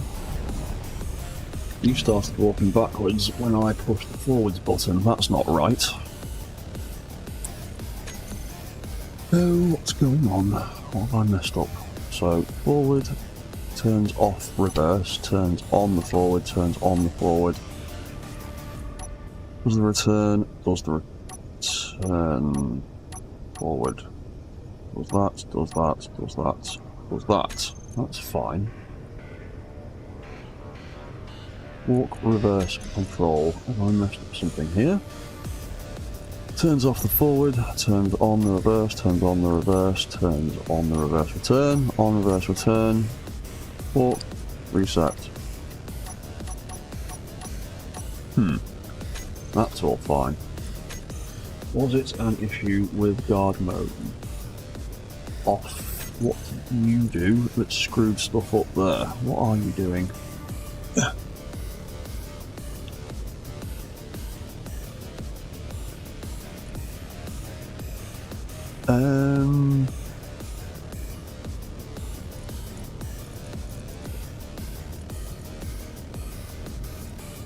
This is a mess of old ways of doing things. Or outdated ways. That's turning that on. Why is that turning that on? Walk rev control on, walk turn control. Reverse. Oh, right, I know why. Let's get rid of that. Let's get rid of that. We'll fix the guard controls later. when I've done other things.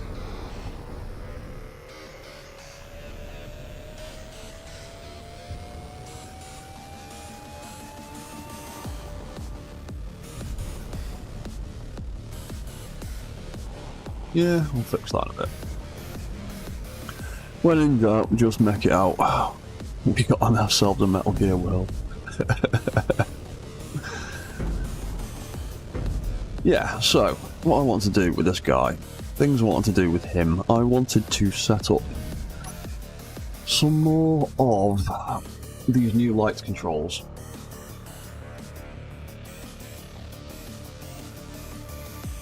So, the head lights. Where are they? Head target lights. These things.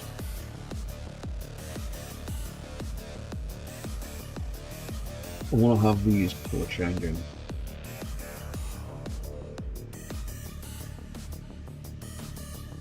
A Metal Gear in a Metal Gear world.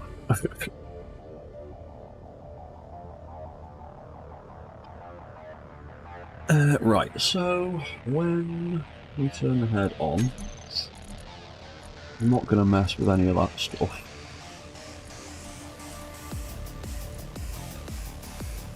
Oh, we can absolutely get rid of all of them being there. Individually, that's just too much of a pain in the arse.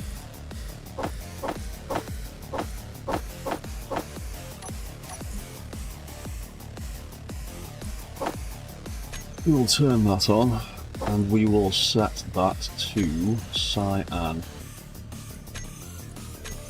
like everything else.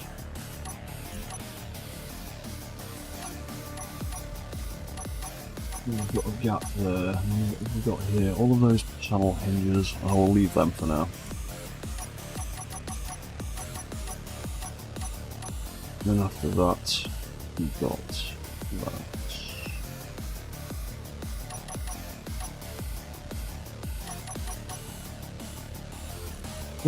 Yeah, that's fine. Leave that as it is.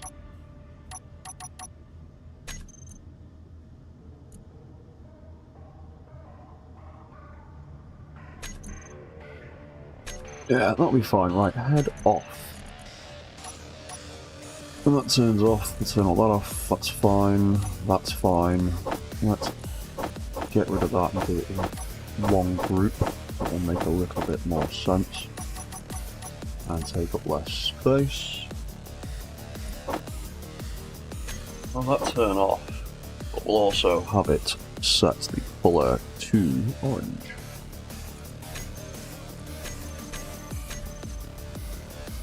So, when I turn on his head, everything does that. When I turn it off, everything does that. Cool. Right.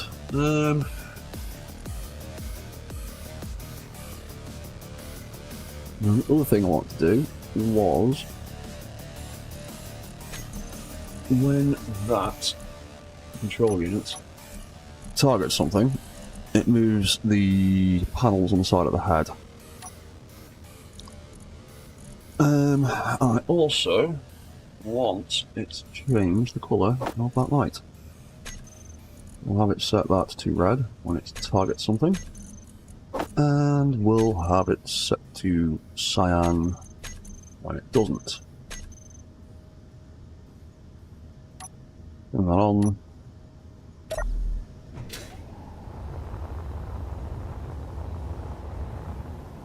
Go, when it looks at me, it does that. Now I know exactly when it's targeting something.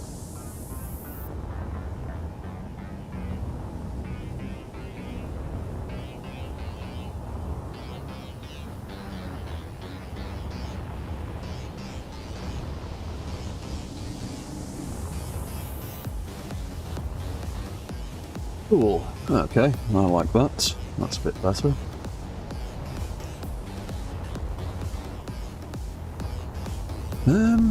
You know what? I want to get a sequence. I want to get a little repeating pattern sequence in here. What are you doing? Settle down.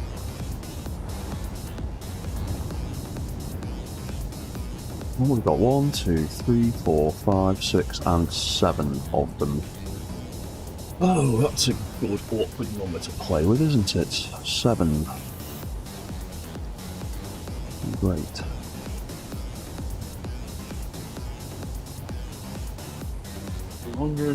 Divided by 7 is 14.28.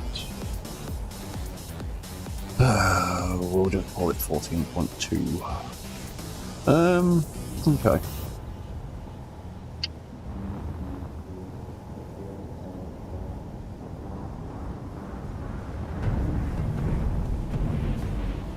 Why are you clanging and doing weird stuff like that? Why are you getting so excited? I think you might have a bit too much velocity in your head controls if you are clanging about like that.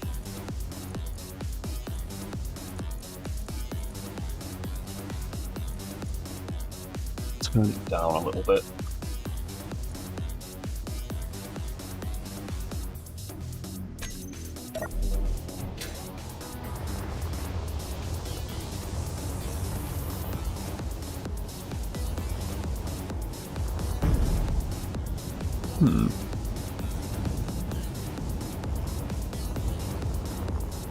It's just the way you track stuff, isn't it? Yeah, it's because I'm underneath you and you're struggling to track me properly. Zeke was shaking his head because a small gnat was buzzing around and his stubby arms couldn't swat it at it. Yeah, most likely. Right, so we've got 1, 2, 3, 4, 5, 6, 7. That'll be that. Number 2, blink length. We'll go 25 for now.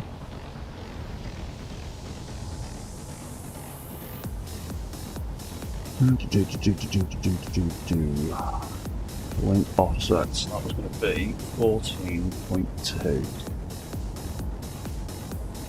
Length interval 1. Set that to blink interval 1 as well, and that could be 25 if I can see the right numbers.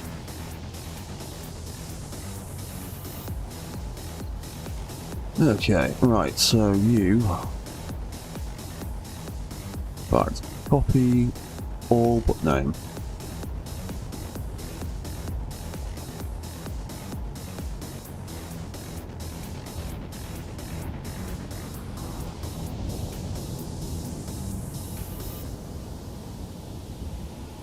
Yeah, so that's going to be 28.4, isn't it?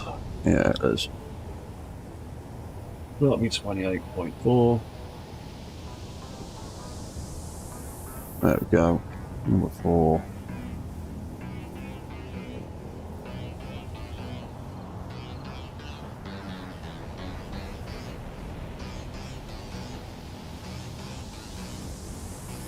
Right, yeah, so that'll be 42. Oops. That'll be 42.6.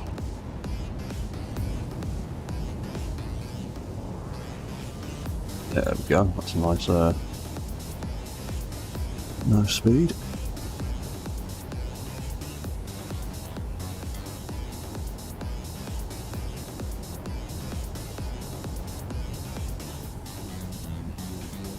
And then 56.8. 56.8. There we go. Yeah.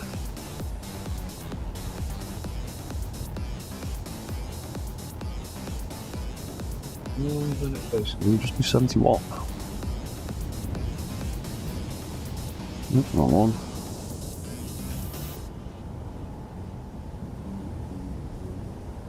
That'll be 71. Cool, and then the last one.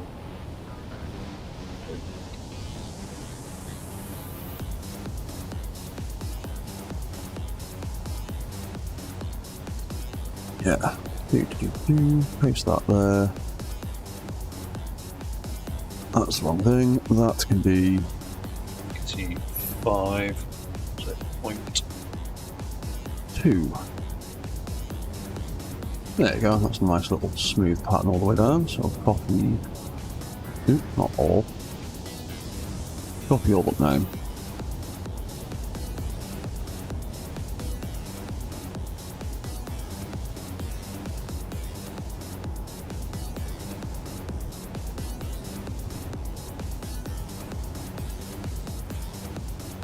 Oh, I didn't mean to copy everything. Name that the wrong thing. Number 3. Copy all but name, please. Paste into R03. Number 4. All but name. Number 4. Paste. There we go.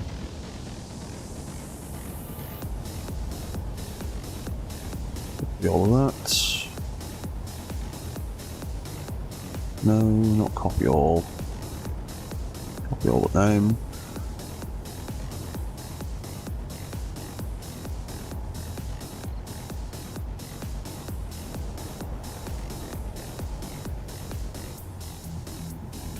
Right, cool. Okay. Copy all but name, last one. Copy, paste. Right. That's got a nice little cycling pattern to it. I like that. And I'm going to change it so that when the head when that control unit targets a thing, not only does it change the colours, we are gonna have it change the blink speed as well. So when it targets something, blink interval will go down to 0.5. And when it's not targeting, it will go back to 1, hopefully.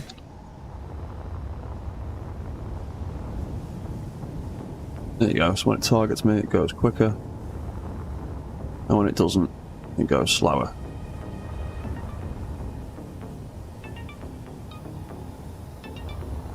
Cool, I like that.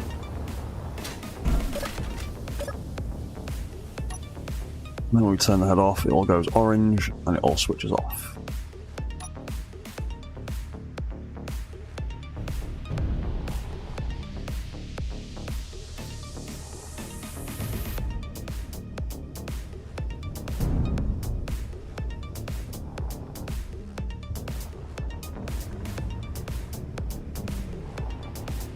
Oh, I've not got it set to target any other grids, that's why I'm not looking at the other maps. I think. Have I only got it set to target players? I have. Oh, there we go. Now we can look at other stuff.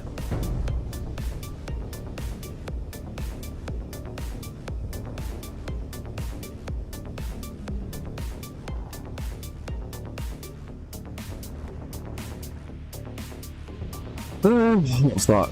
Great, an old key needs to, in either SC1 or 2, add ball joints, get all the range of motion and rotors in a single block. Yes, we probably do. A lot of people have been asking that for a very long time.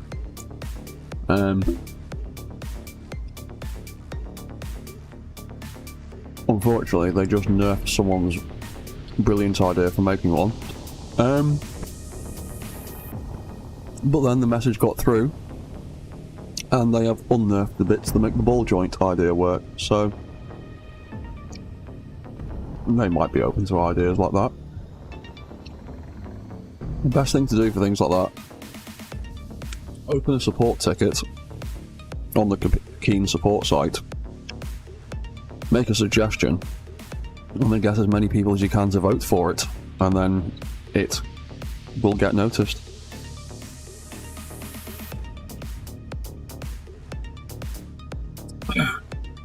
Hello, Betty. How are you? How are you doing today? You here for some robot nonsense like the rest of us? Right. Okay, so that is the head control lights sorted out. Let's have a look at some of these Gatling guns. Bum, bum, bum, bum, bum. There's these lights down here. They are the little ones, aren't they? Oh, they're also cannons, really.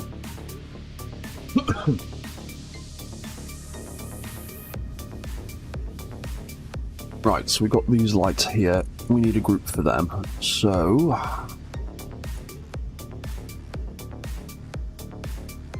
you know what, let's just rename some stuff. Doesn't need to be that. We delete that, we can put that there, we can put that there, that there. So we can just have Autocannon light left and Autocannon light right. There we go, that makes it easier to name and keep consistent and make a group for. Autocannon light, beautiful. Right. I need to press that. So, Autocannon controls, when we turn on and off, we turn these timers on and off. So when we turn on, we do all that, we do all that, we do all that. That all works fine, we don't need to do much with that.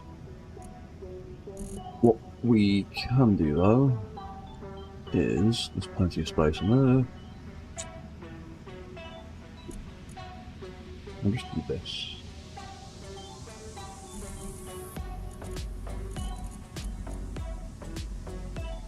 Yeah, let's do this for now. So we will set the colour to cyan. Like so. When they turn off, we'll do the same again. We'll set that to orange, like we've done with all the others. And these controls, yeah, there we go. Right, so when the individual autocannons actually look at something, the left one will turn red.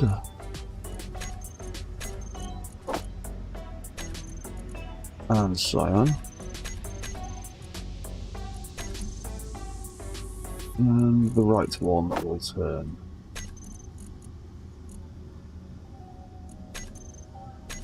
red and cyan. Hey, Deathlock. I need to talk devs to add mech encounters to the game. Believe me, I would love them to do that. Yeah. From the contact I have had with Keen and their devs, they tend to prefer to make things as stable as possible.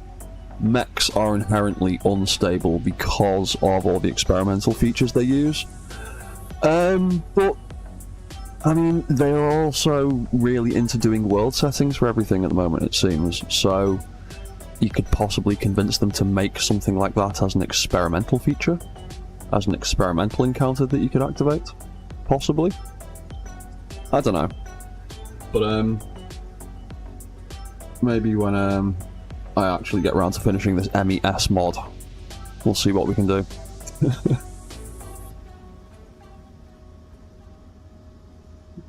Speaking of that, I might stream a bit of that later. There's again, because we've got this new update, there's a lot of upgrades I'd like to make to some of the mechs and some of the buildings that I've designed for the MES mod that I'm working on. So, yeah, I might do some of that later too. But for now, we're only 2 hours into this, so I'm going to stick with this one for a bit. Okay, so that should be both of those autocannons. So I turn the autocannons on. They do that.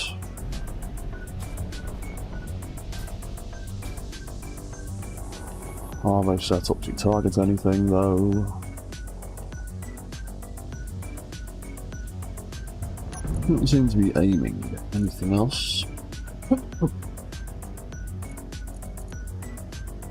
That's because they're not set up to aim at anything else.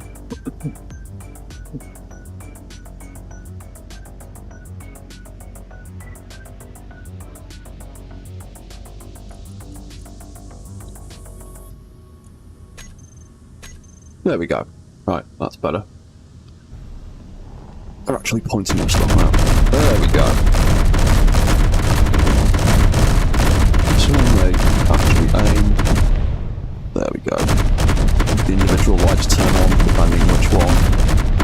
Targeting. Cool. Right. Those lights work. What's next on the list? Oh, the good old Metal Gear crotch gun, or whatever you want to call it. Hideo Kojima certainly does like having phallic-looking weapons on all of his robots. So, Gatling gun on. We have got... Where is the light for you? It is that one. We will just call it Gatling light. Because there's nothing else going on. With lights involving that gun, is there? No. Cool. Okay. What's that? Deathlock. They have used some highly subscribed blueprints in all the trailers, like the big tank thing and the worm miner. Yeah, they do. They do use people's stuff quite often, and people make trailers for them and things like that. It's entirely possible. Again, the devs notice most when people submit bug reports and submissions and they get lots and lots of votes. That tends to be the best way I know to get the devs' attention on such matters, because that's their own official channels and they do look at those things.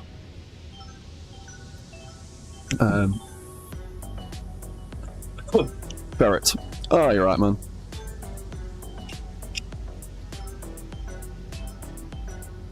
Right, so... The crotch gun. Where is it? Right, when this turns on, we're again going to make this cyan, like the others. And when it turns off, we're going to make it orange again, like the others.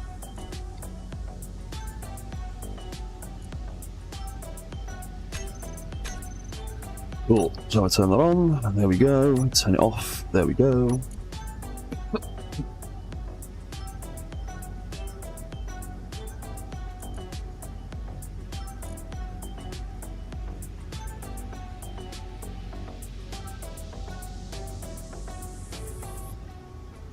And bum bum bum bum bum, where has it gone? There it is. It'd probably help if I turn that on so we can target some other stuff. Right, that works. Okay. So, Gatling controller, when that looks at stuff.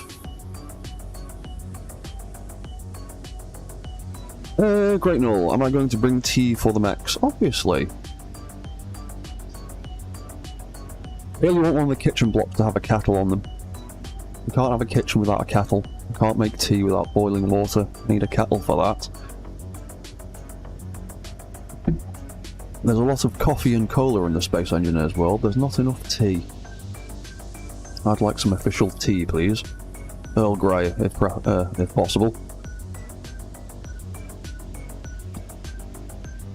Oh, it has to be Earl Grey for me. Not Great Null, it has to be Earl Grey. I'm addicted to Earl Grey. Mech tea, is that like really thin gear oil? For mechs it'd be natural oil, but natural oil gets you in trouble with AI. It causes all sorts of problems. They evolve too quick. They develop sentience. And then the end of Ghost in the Shell standalone complex season 2 happens, and it's really sad. Anyway, Gatling gun. So when Gatling gun turns, when it targets something rather, we're going to have it set to red. And then when it loses its target, it can go back to cyan.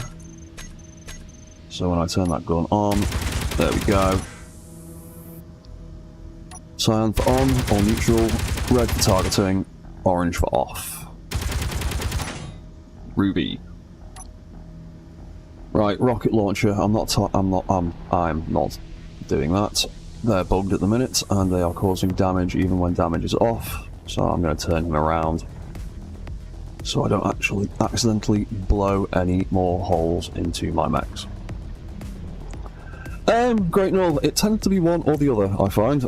If you're a coffee person, you tend to be a coffee person. If you're a tea person, you tend to be a tea person. I'm the only tea person in my family. Every single other person is a coffee person.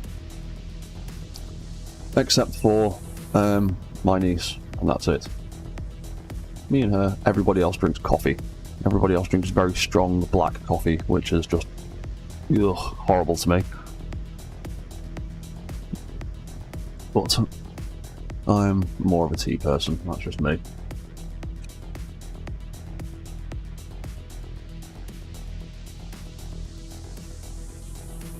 You followed your ancestors' steps, forsake leaf, embrace bean. Yeah. Yeah.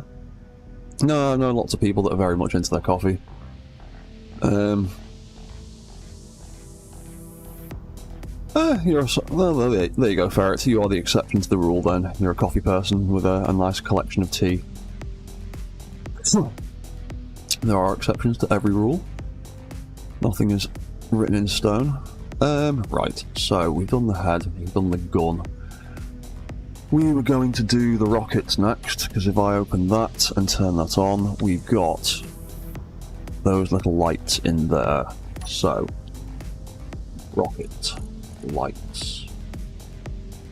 Where are you? There you are.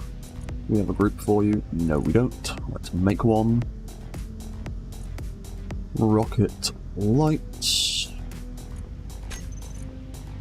Right, so when the rocket launcher turns on, ferrets are unconventional, what can you say? Yeah, they are unconventional. A bloke I know has many ferrets. He keeps them as pets. He loves them dearly.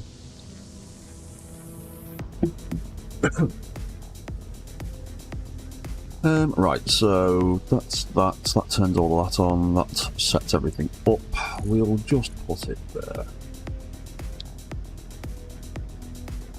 Begonias, there's nothing quite like a good cuppa. No, there is not. Good cup of tea sorts you right out.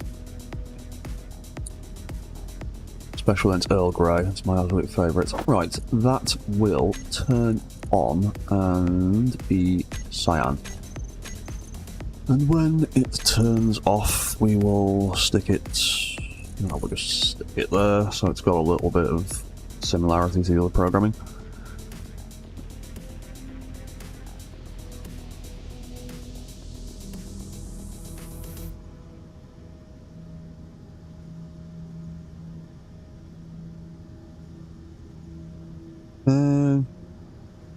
Wake and bake with a cup of coffee. Yeah, very nice. Raspberry iced tea. Ooh, I do like iced tea. Iced tea is quite nice.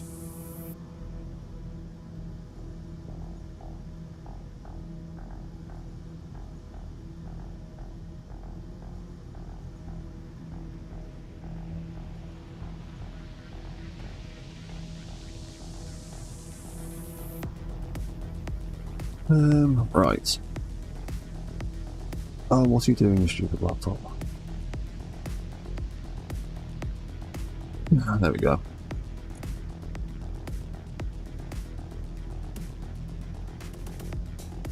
Right, okay, cool.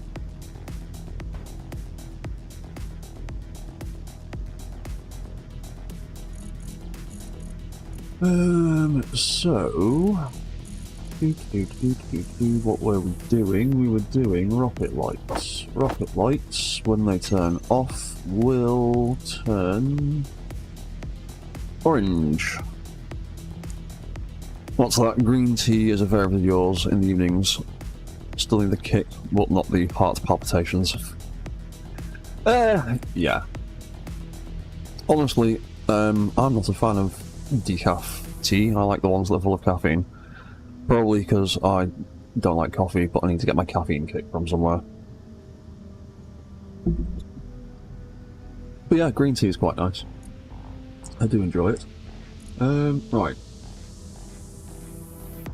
That's the on and off of the rockets. So if I give that a flick on and off, it turns off, and there we go.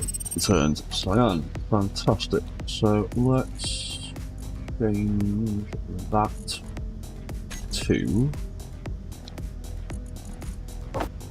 when it targets something, it can be red. And when it doesn't target something, it can be cyan. Cool. So thanks to Star Trek TNG, you bought a small box of both Earl Grey and Darjeeling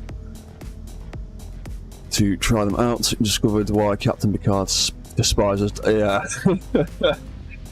Yeah.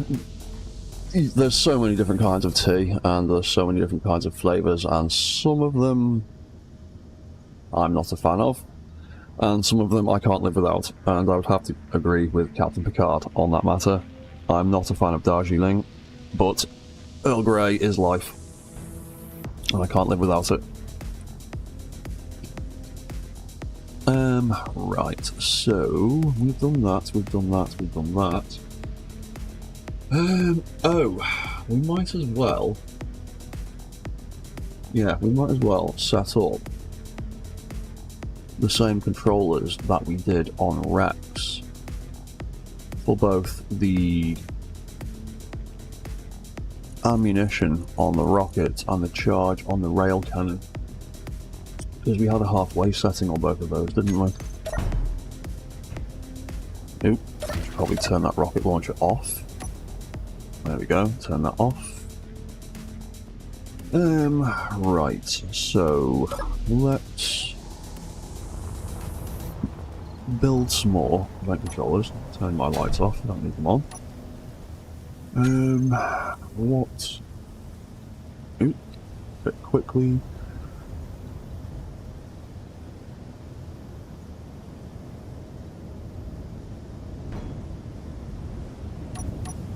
Turn those signals off so I can see better. Rule Boss is another good cover. Oh yes, I do like that. It is quite nice. It's very nice, that one. I've got a couple of friends that swear by Rule Boss, or Rule Boss, however it's pronounced. Where did I put those event controllers? Let's turn, let's turn.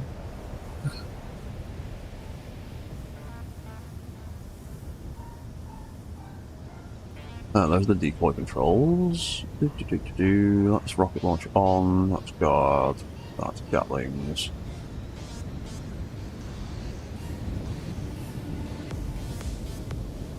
Autocannons.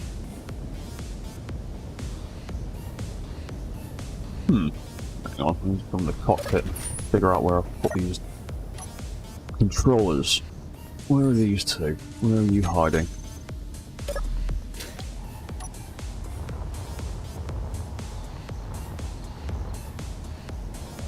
Oh, you're there. You're behind the cockpit. Ah, right, that's where you're hiding, right at the back. Rocket full, rocket empty, I need to make a rocket half. And then I'm guessing this is the rail cannon one. Rail cannon charge full, rail cannon charge empty, and I need to make a rail cannon half. Okay, right. I know what I'm doing now. I've got a plan, sort of.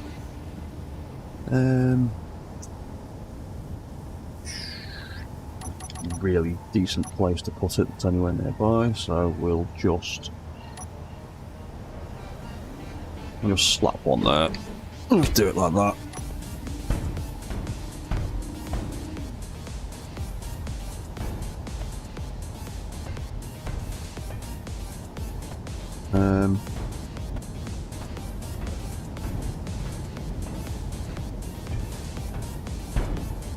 Clanging sounds coming from somewhere. What's going on there?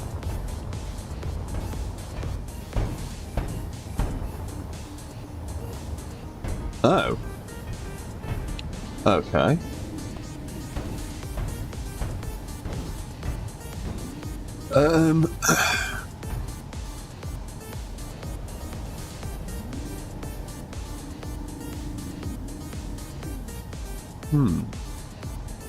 Ah. The collisions have changed on something. That's not good.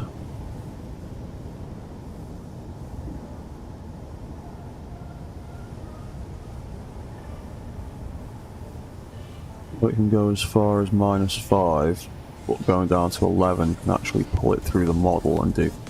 that's not good.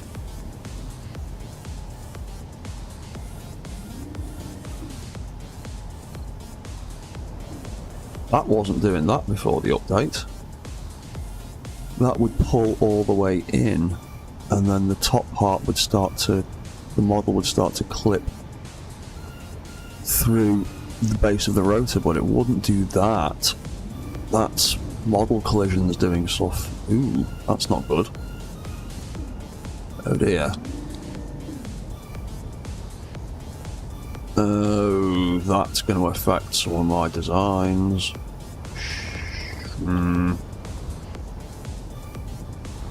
That's going to cause problems on some stuff. Right. That's another bug report that needs dealing with. That's not good.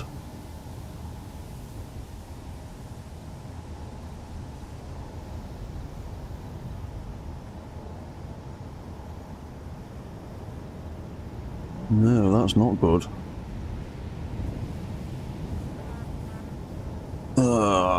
Some of the collisions have changed. Great. Okay. Fine. Okay, what were we doing before we got distracted? We were doing... these event controllers. That's what we were doing. Right, so rocket controller, copy all. I can't see what I'm doing. Controller, paste, rocket, ammo, half. There we go. So we'll have that one for the rockets, and copy all, copy, paste, rocket charge, half. There we go. Fantastic. Oh, wrong button. Cool, right. So, let's have a look at that then. Rocket controls, half. So when that gets to... what did we do on the other one? We did less than 50% on... rocket launchers. Did I not put any rocket storage on this design? Is it just the rocket launchers? I thought I built some kind of storage on this one. Obviously not. Have a look at nosy. No, I did not. Just go straight into there, straight into there, straight into there. And there's a big gap here. I should probably put some cargo containers on this.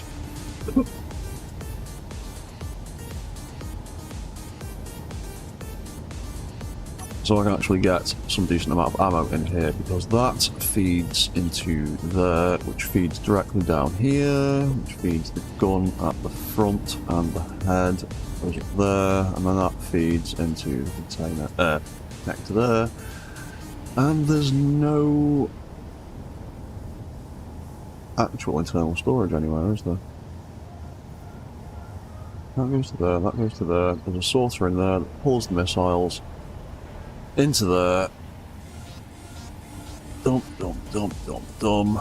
And the only storage is the actual missiles or rockets themselves. Yeah, let's put some cargo containers in this gap then. Cargo number 5. Let's just save in case I smeg anything up. There we go. That's fine. Right. So I can probably squeeze one in. like that. And because of the small grid ammo mod that I've made, I should be able to get rockets through that, and that should be fine. And that can feed through that connection into that, through the rockets and into that. Cool. So that can be Metal Gear Zeke. Metal Gear Zeke. Rocket ammo container. Let's call it that.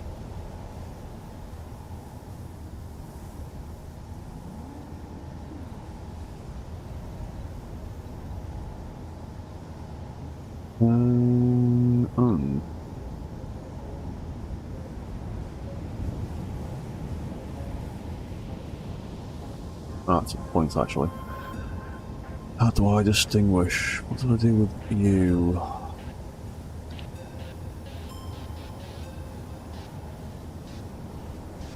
Oh, hang on, I did something slightly different with this one, didn't I? Oh, yeah, that's what I did differently. I actually stuck a connector in there and then just hid it away. So that it's on the other side of... where is it? The other side of...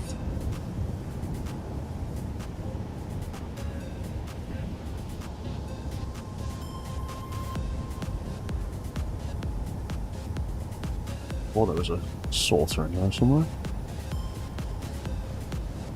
Oh, maybe not.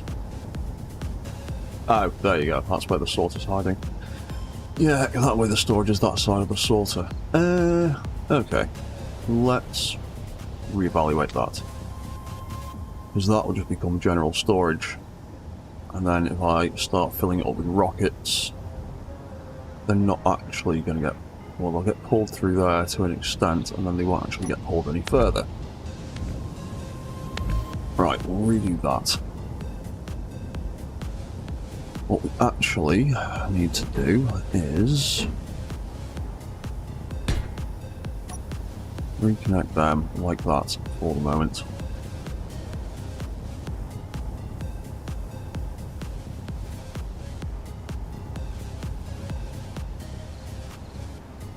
Is there a way I can adapt that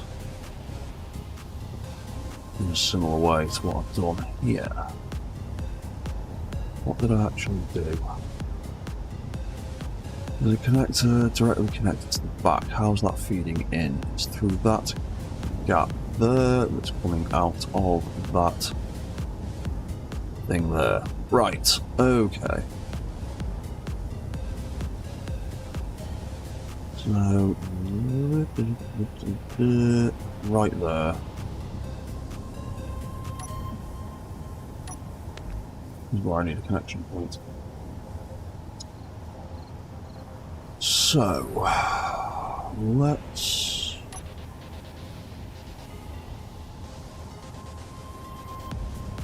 let's rebuild the back of this. Let's take that out. Take that out. Because there is a big gap in the back of there anyway. We'll do a bit of redesigning.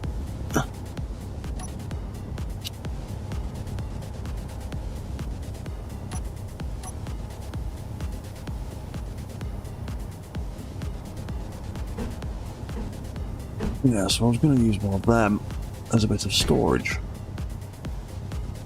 A bit of bonus storage. Because then we can connect that up there, like so.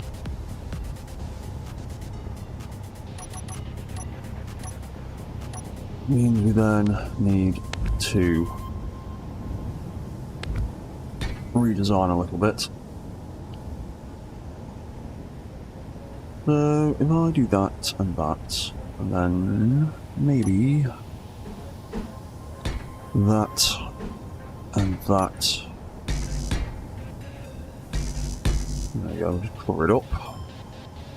We don't actually need to be able to connect to stuff on that. I'm just using it as a sneaky small container. There you go. Doesn't really make a great deal of difference. Take that out, replace it with that. Groovy.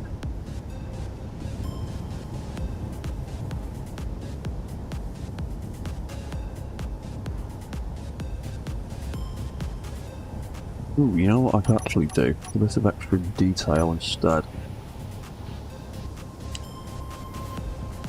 Take that out, take that out. We could replace that back there. And on both sides, take that out.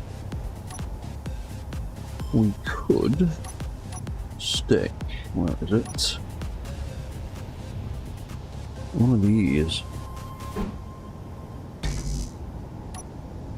Just so it's got a bit more detail going on, and it's a bit more functional. I'm happy with that. Right, so that means you need to actually be called Metal Gear Zeke.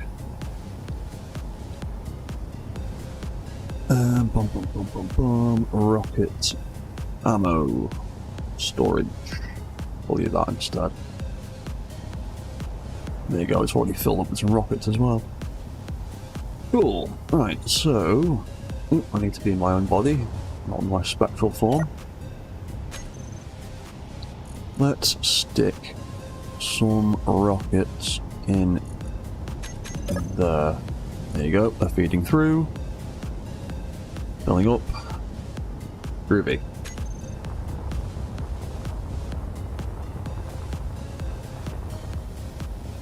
Right, so those are going to be, those are the old full lights and empty lights. We're going to make them one unified thing now. That will connect up, as far as I know, as far as I can tell. That is now full of ammunition. Fantastic. Right. I think all the pieces in place for this now.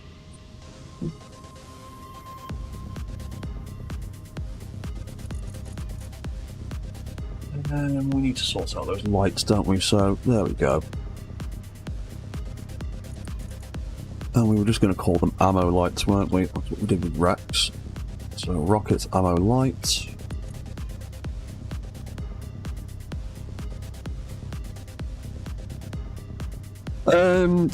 What's that? Did I just break the conveyor connection by replacing the conveyor elbow with a vent exhaust on the other side? No. Ooh, I pressed the wrong button. No, the conveyor connection should be perfectly fine.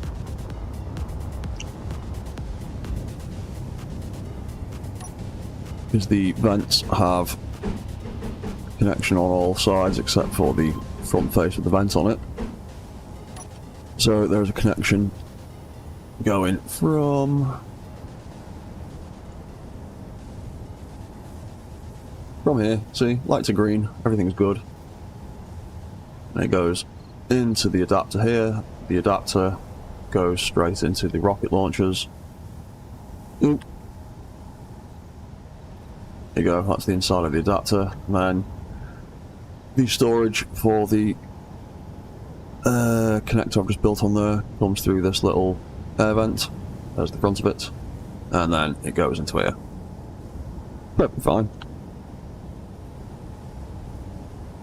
Oh, no.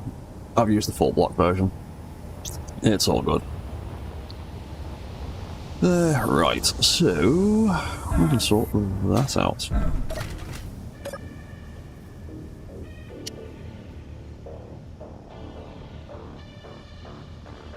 Right, rocket ammo light. I need to rename the other one. Rocket. Where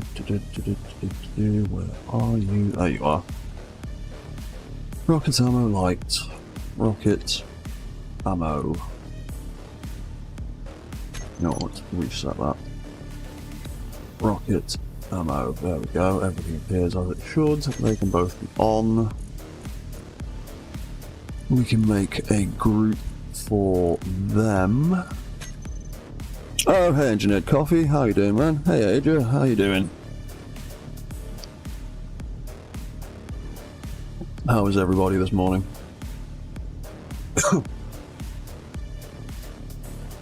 I'm up considerably earlier than I usually am, because my new job requires me to start much earlier in the day, so...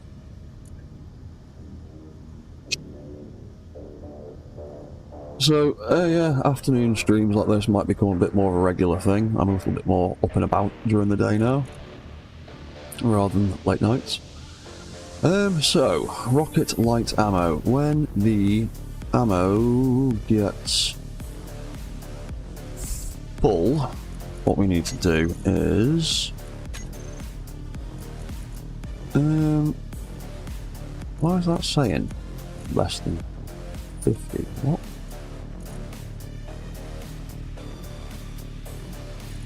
Empty, full. How is full set to less than 50%? Why have I done that? That's not right at all. Greater than. It was 97 that we had in the other one, so we'll give it that. Hello, everybody. Hello, IXN. Hey, how are you today? How's everybody this morning? Right, so when they are full, we also... Oh, we can also add that into here as well now. What's that? Oh, that's the sorter. No, we won't use the sorter. If the sorter's trying to empty itself, we'll just use those. Right, okay, so when that gets greater than that, it no longer needs to do that, and it no longer needs to do any of that. What it actually needs to do is just turn those lights on to green. Like so. And if I remember correctly, we were going to set the blink interval to 0 as well. And then when it gets down to halfway, so we're going to have cargo less than 50% on the storage and the launchers. Yeah, that's the one. When it gets less than that, we'll put a few failsafes in so it's doing all the right things. So rocket ammo lights will turn green again. Make sure they stay green. And they will start to blink.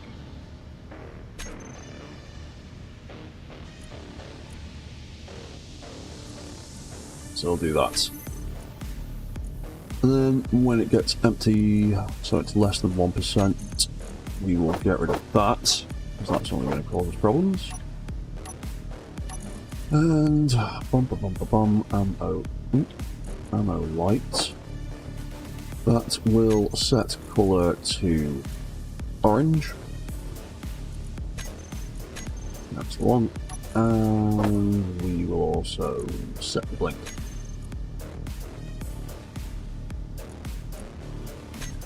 I think that's what we did on Rex, wasn't it? Let's have a look at Rex's controls. Ammo full. It did green and blink 0. Yep.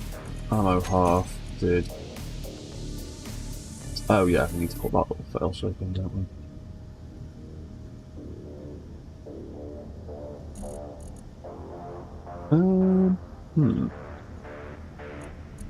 Yeah.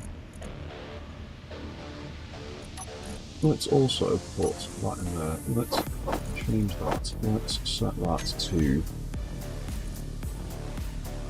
the green colour. We've got plenty of room to play with. You can set loads of fail-safes on this. That can be set blink to 1, and above it can be set blink to 0. That's what we're doing. Cool. Right. Okay. better idea what was going on. So, off.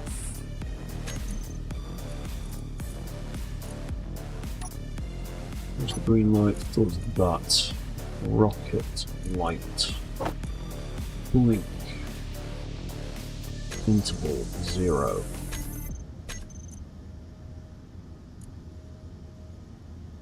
Right, let's grab both of them. Yeah, okay.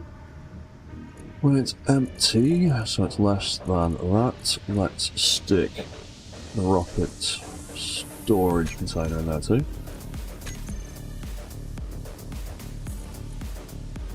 Bum, bum, bum. Rocket lights can...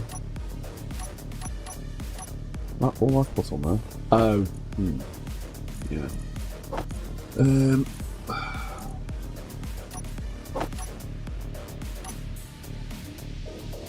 Yeah, circle's orange. Circle is right, that should be set an interval 1. Right, that should be okay. I've not really looked at projector changes, but I don't really use projectors all that often. I bet they've done the same thing, haven't they? Let me have a look at it. I bet they've done the same thing with those projector changes that they've done with AI blocks, and it really winds me up. Let's have a look. I'll just bet. Projectors. Yes, they look... Oh, yes, of course they have. Why is left red? Why is left red? Red is right. Stage directions, stage positions. Red is right. Blue or green is left, but red is always right. It helps you remember which way is which. Red is right. Don't know why red is left. Really confuses me. Really annoys me. Set propulsion and set steering is awesome. Oh, yes, it really is cool. Engineered Coffee. It really is awesome. The set propulsions set for thrusters and wheels are really handy. It makes doing subgrid vanilla controls so easy. In fact, have I got that blueprint knocking about? Would be that one? I can't remember which one's which because I've played around with so many. I think it's that one.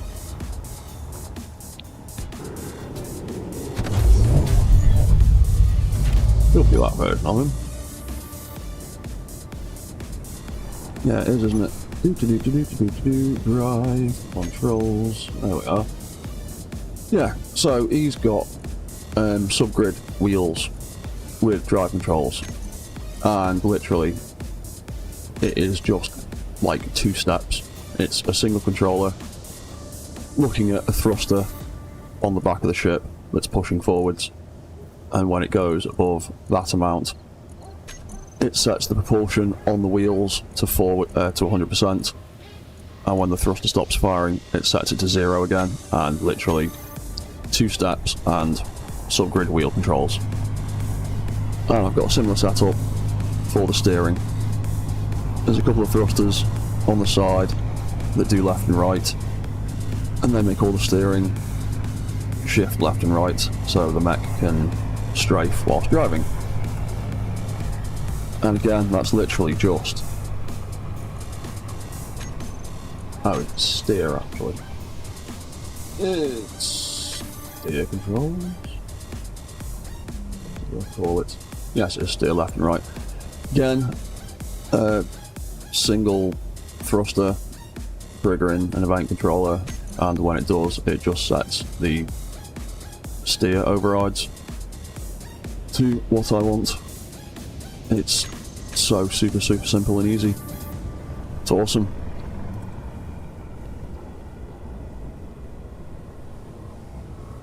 Port is red. Oh, I get it then. If they're doing it that way, that makes more sense then. In the world of stage events and things such as that, red is right, blue is left. But if it's a nautical thing, that makes way more sense. I am wrong. I accept it. It's just gonna have to be one of my personal grievances.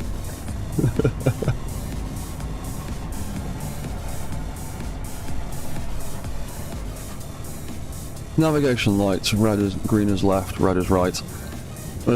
Green is right. Yeah, you see, yeah, okay.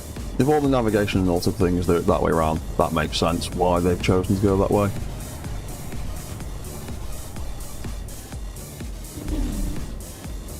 That's just my problem then, spending 20 years in a career where it's the other way around. But yeah, those new thruster subgrid controls are awesome. They make doing subgrid, like, driving so easy.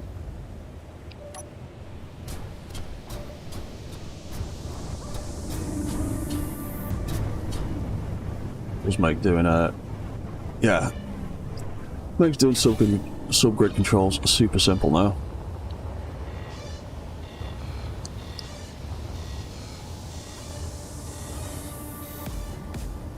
Right, so let's carry on with what we were actually doing before.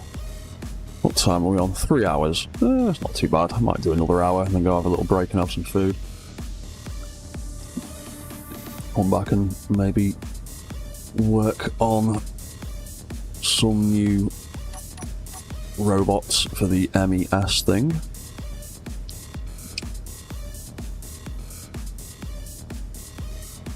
Because yeah, with that MES mod that we're working on, I finally figured out at least a rudimentary way of restricting the robots that spawn at you, depending on your reputation with the AI faction that I've set up that controls it all.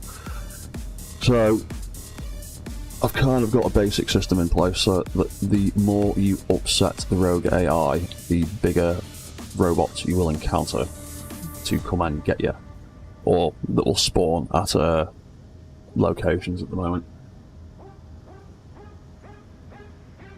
Still lots of things I want to try out with programming on that. Right, so did we set all these up before I started waffling about other things? No, we didn't. That's the rail. Rockets. Empty. Did we set all this up? We did. Blink. Why are they like... Why are they so far apart? Get rid of that. There we go. Right. Rocket. Blink. Not set colour. Rocket. Blink. 1. There we go. Okay then, so... That's all set up, I think. Let's turn that off. Let's turn that on. Let's take control of that and enter into the air. Because, again, for anybody watching that didn't notice earlier, it's not really a massive issue, but the rockets seem to be a little bit buggy in some ways at the moment. Damage is turned off, and the rockets are not... Well, the rockets are still creating voxel damage, and they are still creating block damage, because I've accidentally shot some of my own mechs recently. And it's not producing the damage turned off text that things like the Gatling guns do. And the Gatling guns and all the other weapons don't seem to be having this issue, but the rockets seem to be creating damage even when damage is turned off, so just be careful if you are trying to test out ideas with them. Because I accidentally blew a massive hole in one of my other mechs yesterday and had to reload like 20 minutes worth of progress, which was a bit annoying. So I hadn't noticed for a while. Anyway, back to the rockets. turn that off. Turn that on. Right, cool. The rocket lights seem to have both turned green. That's a good sign. Put that up in the air. Get a better angle so we can look at them. Right, so do it like that.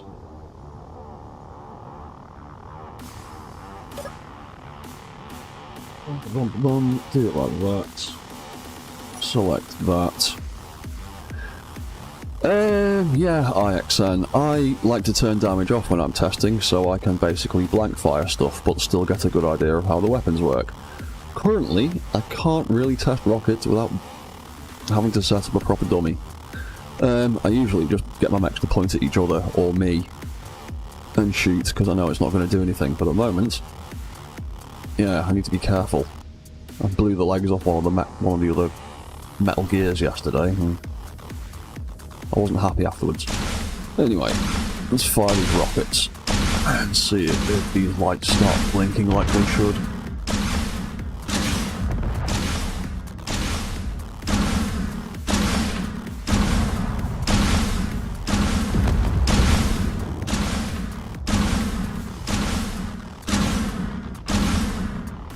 Oh, there we go, they've started blinking, that's a good sign. Let's change the link,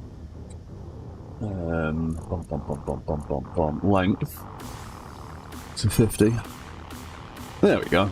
And if I keep firing, hopefully it'll all turn orange.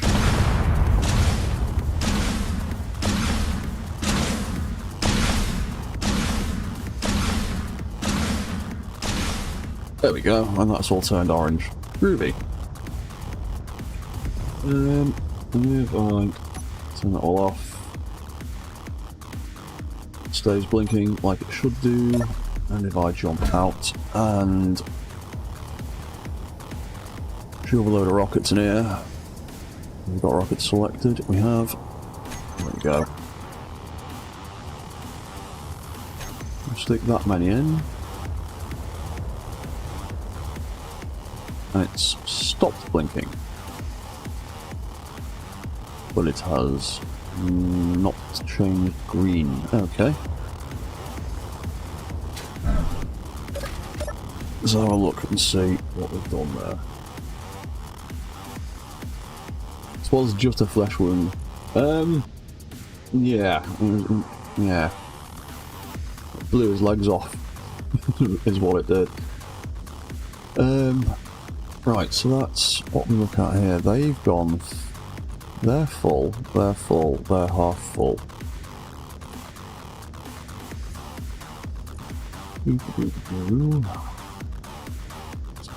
Why is it still orange? Bin, empty.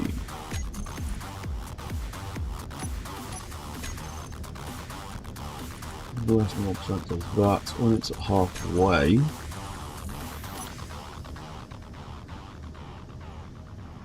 what's that? Oh, I see. It's gone back that way. And right, okay. So if we set empty, and we set the other side of empty to put it back to green. Because it only needs to turn orange when it's empty. Yeah, that'll work. That can set to green, I think. Back, let's check Rex. What do we do on Rex? Okay, it's low. Oh, that's why. I need to change the name. Yeah, that's what I did over there. Okay. Sense. Yeah, let's actually change that to low, because then they're in order in the control panel. That makes it a little bit better. Full, half, low. Cool, right, so if I now shove some more rockets into him, it should go back to green. Hopefully. There's some more rockets. Feed them through. That's gone back to green. Ruby. Right, let's try this again. Make sure all those systems work properly. That's on. That's controlled. That's there. That's firing.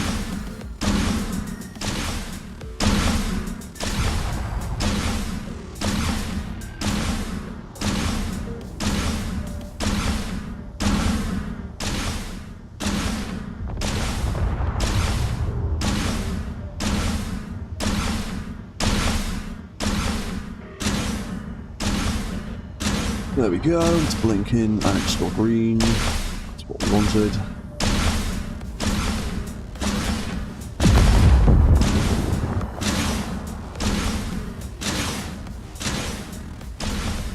And then it runs out and it's blinking and it's orange. Groovy.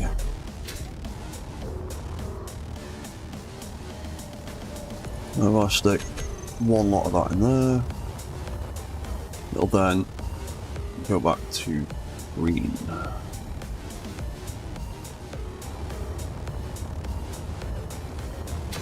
How full are those containers? 100 and...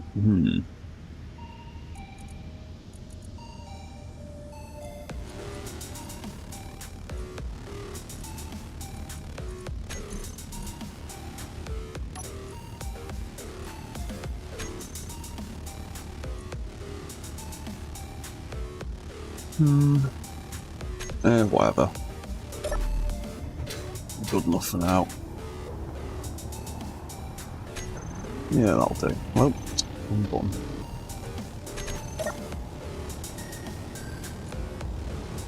Stick a few more in there, and then that'll be that full again. With one bit left over. Okay. Right, okay, those colour patterns are better. I like that nicer.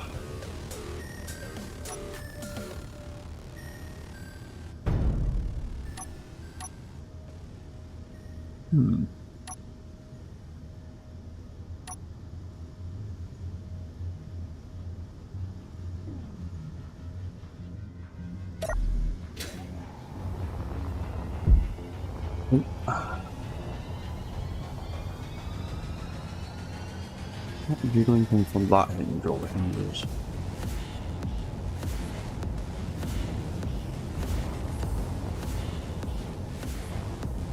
Yeah, it's probably coming from somewhere else.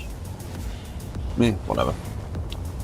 Right, rail gun. Gotta shoot, gotta have a good afternoon. No worries, IXN. You go do what you need to do, man. Cheers for dropping by. Thank you for watching. Right, so let's tweak the railgun next. So we've got a load of stuff all named different things.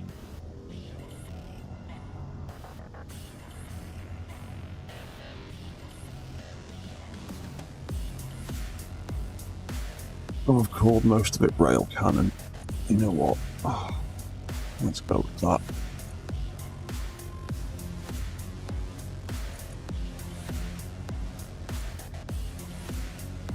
We'll just go with the name rail cannon on this one. Bum bum bum. And we'll change that too. Right, so rail cannon full, rail cannon low. They can get changed as well now, because those are the charge lights, aren't they? Charge full. That's looking at rail guns. That's changing the charge full. Lights. Yeah.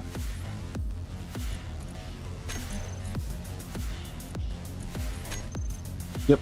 Right. So we don't need these anymore. They can just be charge lights.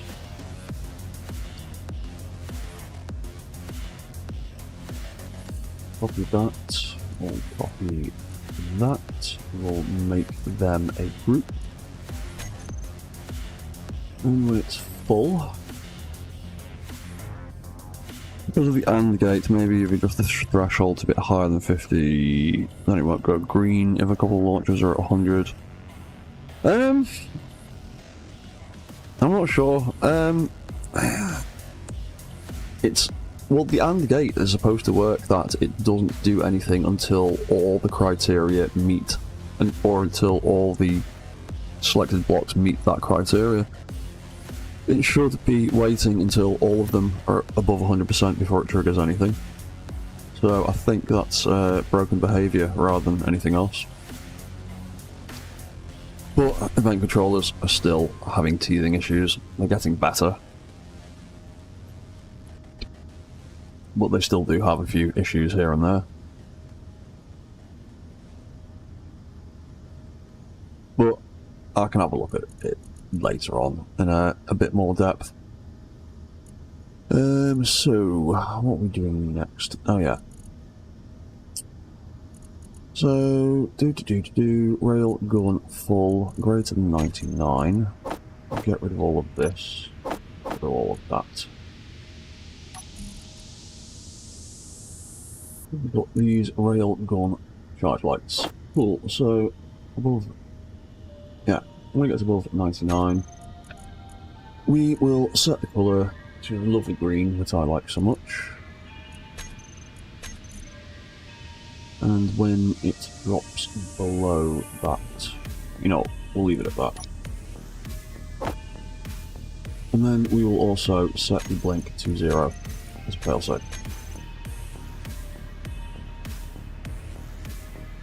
And we'll call that low so that it all sits right in the way of that. Brilliant.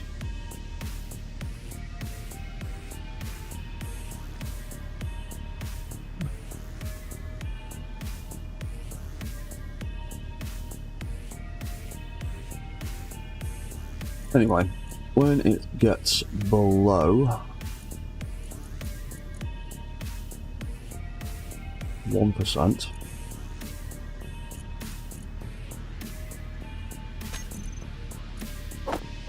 get rid of that, we'll get rid of that. We'll set the colour on that to orange. Oh, cheers, Engineered Coffee. Yeah, the colour changing lights are really cool, man. It makes it, yeah, these new settings make it so easy to do all sorts of like indicator lights and colour changing environments with single actions. It's really cool. I've done a fair bit of experimenting with it over the last couple of days, and I've got nice colour changing airlocks. I've got colour changing walk cycles and weapon systems. It's loads of fun. Because the same settings also apply to the spotlights as well, with the radius, so you can have like a really tight in close radius on your spotlights, and then when it targets something it opens up and a big light appears essentially. What's that chart? You imagine me making a mech assembly factory and it uses an engineered copy gantry crane.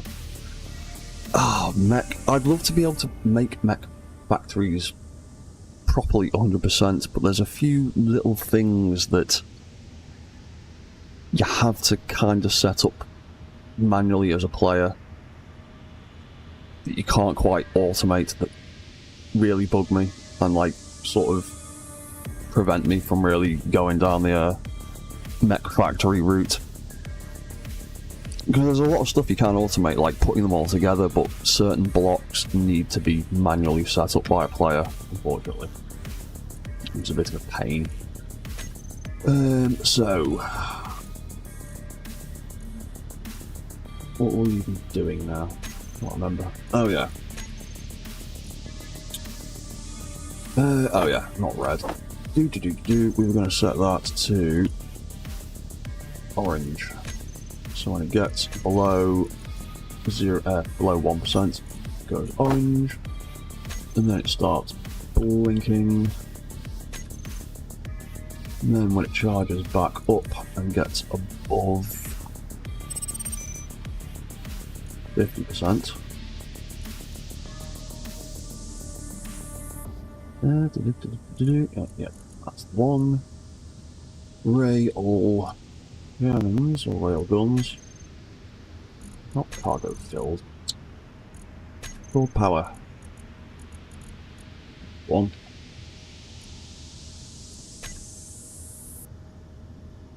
That gets above that. The rail guard lights will set themselves to green again.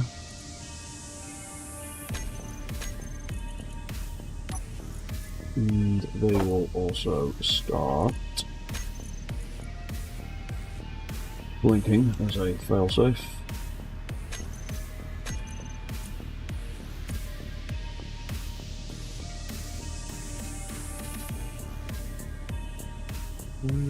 Yeah, let's think it's that way around. Is it that way around on Rex? Just need to double check again. Half. There we go. Oh, less than 50%. Oh, yes, obviously. Half.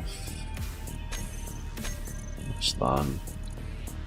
So yeah, when it gets less than, it starts blinking, and then when it gets more than, yeah, it stops blinking. That's the one. That way. Right.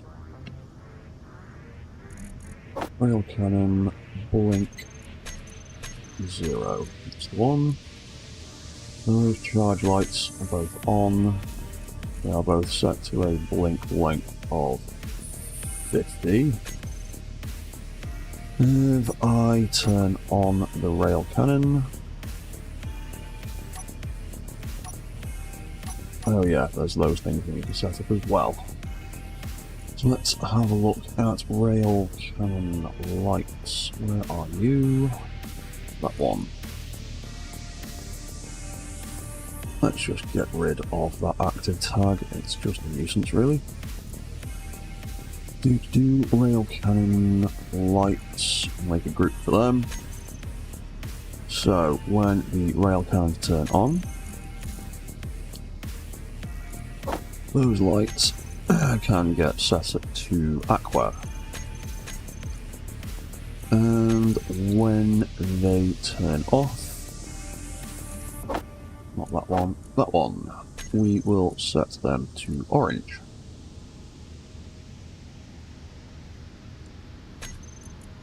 And then when the rail cannon targets an enemy,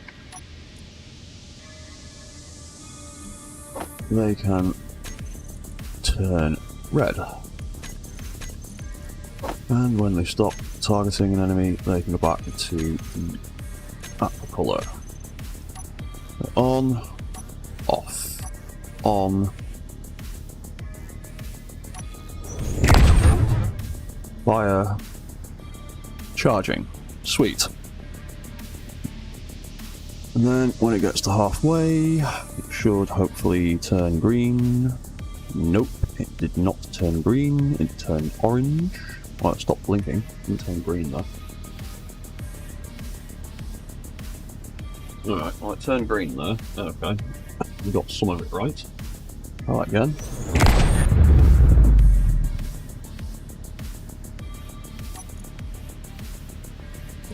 What did we get wrong there? Oh. Right, okay.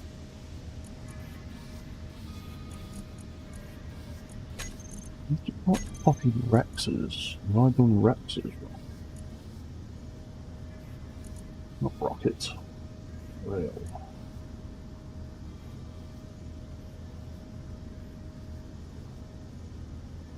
Oh, I see.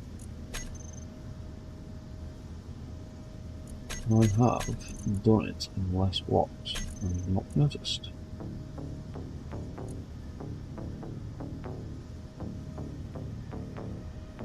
Yeah, I've done it less blocks, not realised. Okay.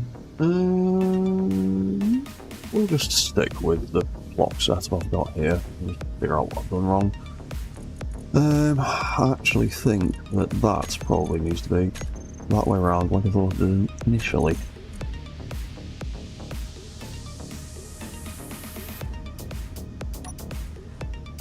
That change that to green. Oh, actually, no, it'd be much easier to leave that way. And just move that. Wait a minute. Put it there and make it green instead. Because then it's on the opposite side of the action. So.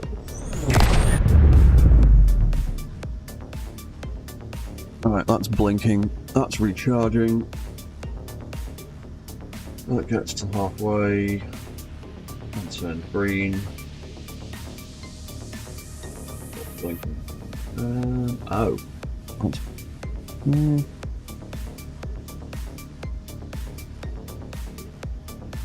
Yeah, hang on. Let's have another look at how I did it on Rex. You settle down. I'm sure that's a bit different to how it was on Rex. Let's have a look. Dum, dum, dum, dum, dum. Where's my railgun? There it is. Fire. Right. That's blinking. That gets to halfway. That keeps blinking. Yeah, that's what I've done wrong. And then it gets full and stops blinking. Yes, that's why. What did I do differently and why did I do it differently on Z? Oh yeah, I only had 2, didn't I? Less than 99. And less than 50%.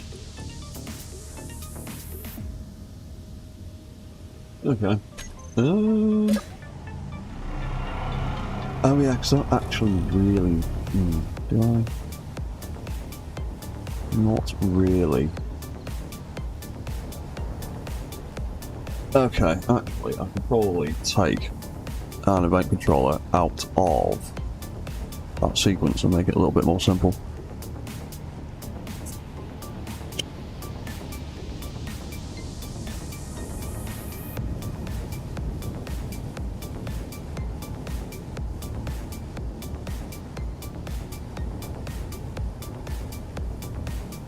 Chad, yes, using multiple projectors, you could build anything you want pretty much.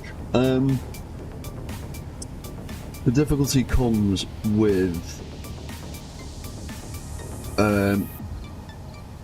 getting the factory system to set up all of the actual controls for the thing, because sometimes blueprints like to forget the commands that are programmed into timers and event controls and things, and will often just come up with a blank little like white default square. You can get around that by using groups, but then you have to be very, very particular with the group naming. So you could do quite a fair bit of it. You just have to make sure that you had a system of group names that were interchangeable in a way that when grids connect together, all your event controllers and things like that, that control like walk cycles and stuff, would actually automatically link up properly. That's the biggest problem I've always had when trying to make a mech factory or automated mech making machine, is it can put all the pieces together, but getting all those pieces to automatically like kick in to the right controls gets a bit sketchy. Right, so what were we going to do? We were going to take out that event controller, because it's actually more than we need. We don't really need that many. So I will just pour that spare controller for now, even though controller has 2 L's. Go. So rail charge.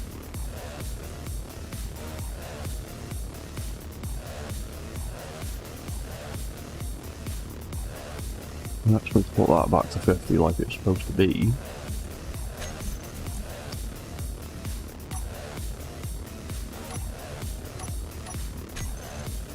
Let's have a look at what we actually did on Rex. Rail charge half. We'll actually just call that rail charge low. That sets the colour. What's that doing?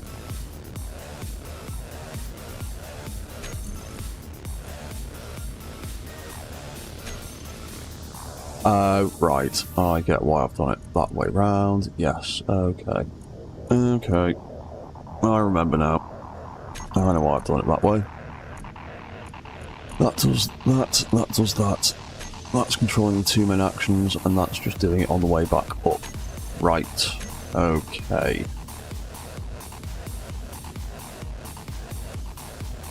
Bum bum bum bum bum. So where were we? Rail charge full. Less than 99. Yeah. Okay. So rail below that will set it straight to orange. It's basically gone down to 0 in single action anyway. That makes more sense. And then that can be blink 1. And then low on the way back up will set it back to green.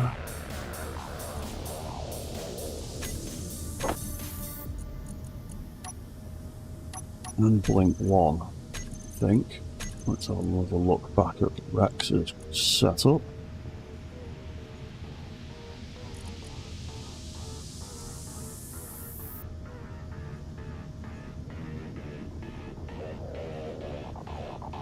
Also, use a bit.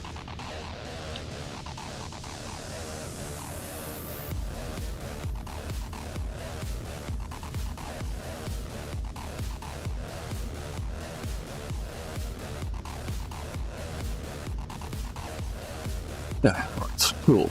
So, low, what are we doing on that one? It's literally just that, isn't it? Yeah, cool. Right, I think I've got this all worked out again now.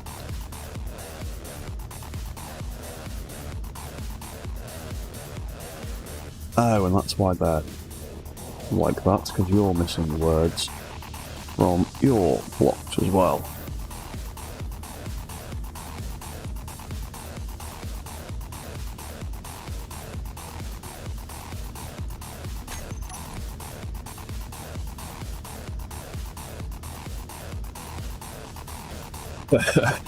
Yeah, custom mechs, some programming required.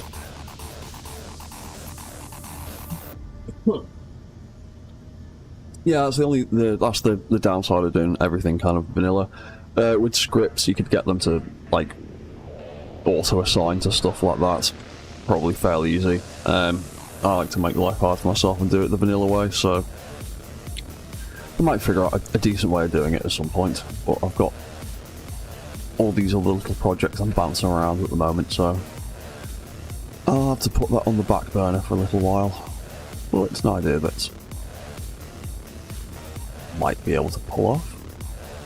Right, so when that gets above 50, then those railguns, it changes that to that and that. When that drops below 99, it turns it those colours. When it's full, it turns it those colours. Right, let's try the railgun again. Fire, straight to orange, and straight into blinking. And then it should turn green and blink. There we go. And then when it gets full, it should... Oh, that stopped blinking too soon. Still an issue there. What have I done? Is it the charge low?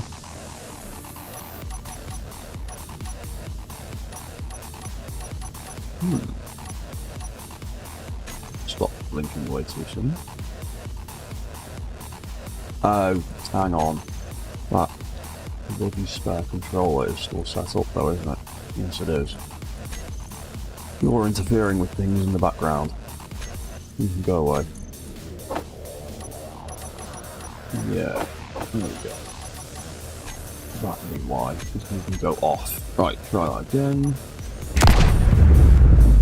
Straight into orange, straight into blinking.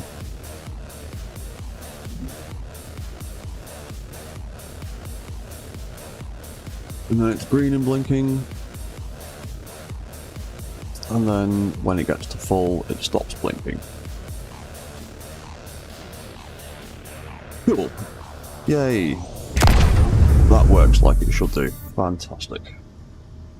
I'm also gonna turn that AI off on it. There we go, halfway. Cool. Sweet.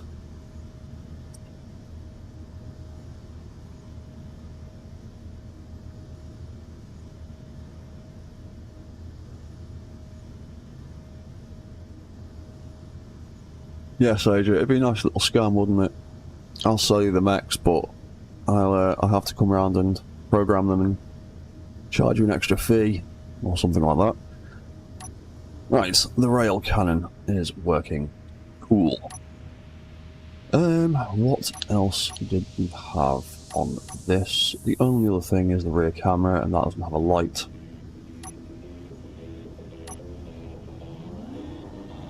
So there's nothing really that needs changing with that one.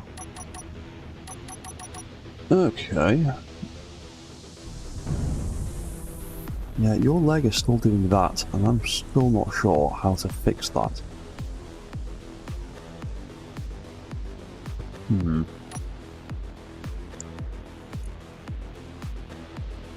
your right leg moves forward, your right leg return is not triggering properly. At 45 degrees.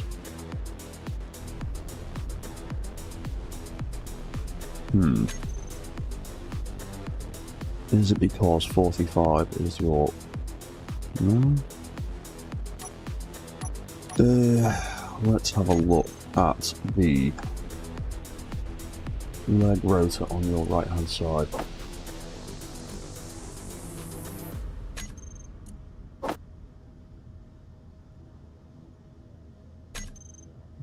Lower limits, what are they when you start walking?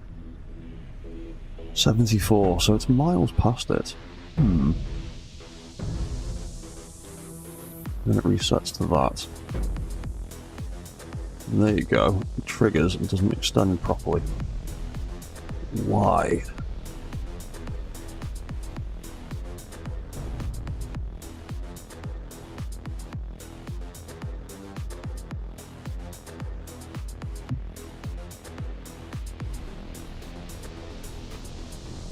I'll figure it out eventually.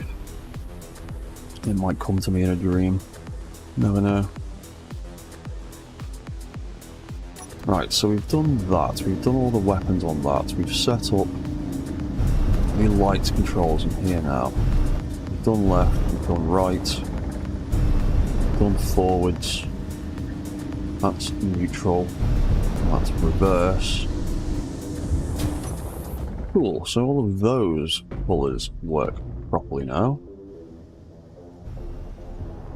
And then we've done the head controls, so they turn on like that. And change colour. We've done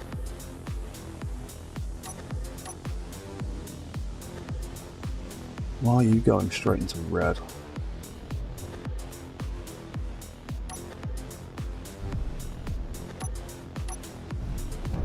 How are you aiming for something?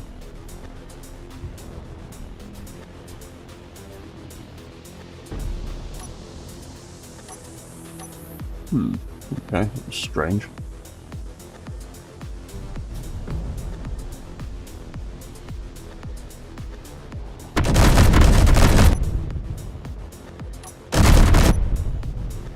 Yeah, that worked. The light changes work, that's good. And then we've got the old croc gun, those light colours are working. And so is it targeting? That's fine. Cool, right. We've got the rocket launcher. I am not testing whether that works right now, because I don't want to blow holes and stuff. We've got the railgun. Groovy, right. They all work pretty well.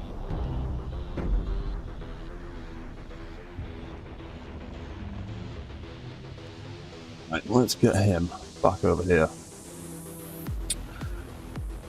So that's 2 of them down, with all the light control settings set up. Ray, I've been doing all of those as I've been tinkering with him, because I've been building him with a bunch of the new bits.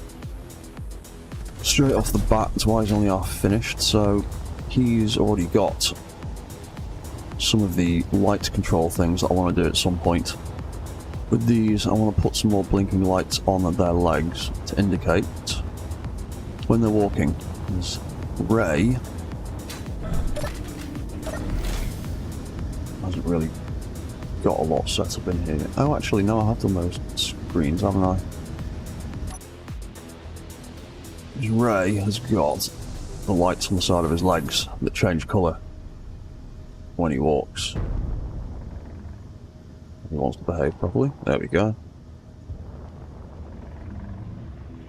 There goes green when he's walking forward. Cyan when he's stopped. And orange when he's walking backward, but I need to adjust some of his foot settings. His feet are pitching back too soon. I need to tweak that. Yeah, Ray can walk around nicely as well. I have set up the basics of his head controls.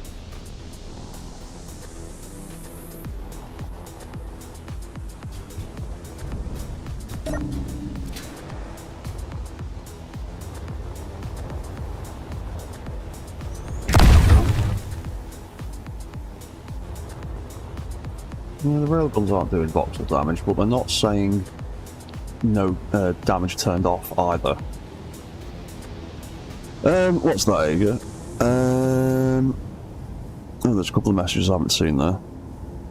What have I missed? 4 weapons that have cameras used for aiming. How about placing a light that the camera can see to indicate weapon status? That all just depends on your position, but you could totally do that. Put a camera in your put a light in your camera's line of sight, so that it can see the status of its weapon. That all just depends on how you set your weapon up, but totally possible. And what else is there? Also can throw unique charging ports for some mech separately. Yeah. That was in reference to the other one. Optional small oxygen tanks, airtight cockpits for space use. I could do that on Ray and Zeke. They could easily have they do have airtight cockpits. Rex not so much, because his is in the mouth. There is no decent way of making that airtight without trying to weld his mouth shut, and then you'd have problems getting it open again. So yeah, probably not for Rex, but yeah, I could definitely stick some small oxygen tanks into Zeke and Ray. Actually, at some point, I want to try and see what I can do with Ray and the water mod, and see how well I can get him to play in the water. But that's something I need to set up later, because I haven't played with the water mod in a long time.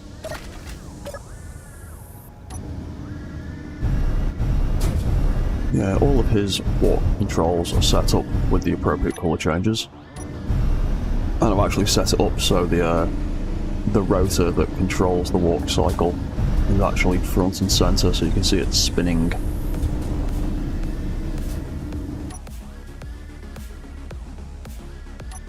And you can turn that off, and then he's also got... I have set up the wings when it wants to behave itself. Come on. There we go. Get yourself round.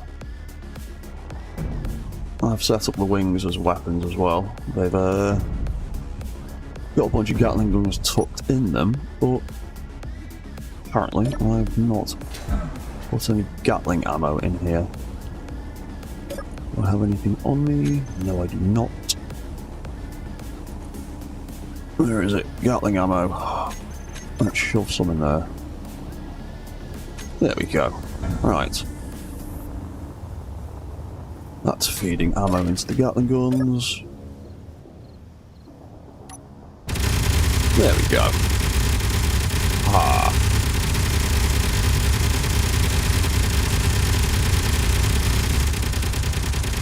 There you go. He's got some Gatling turrets in his wings.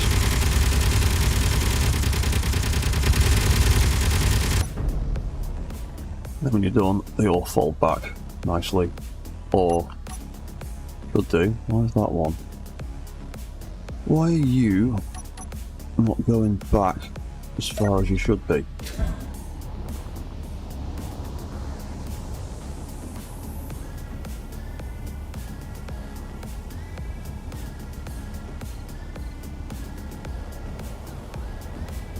$29 and stopping. Why is that?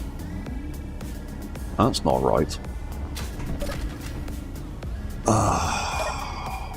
I know why that's not stopping, because the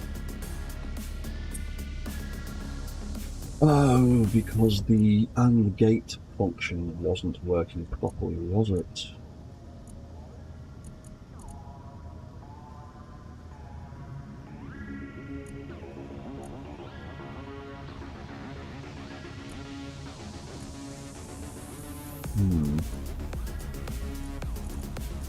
That is supposed to wait until there. That to happen. Activate, deactivate.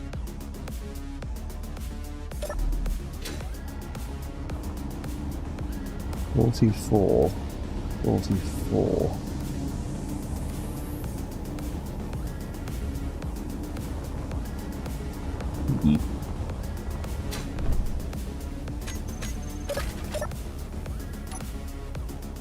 What have I not set up properly here?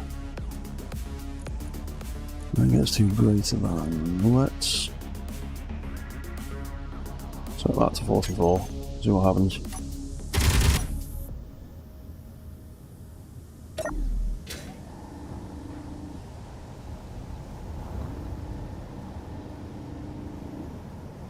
$41. Why are you stopping early? What's that about?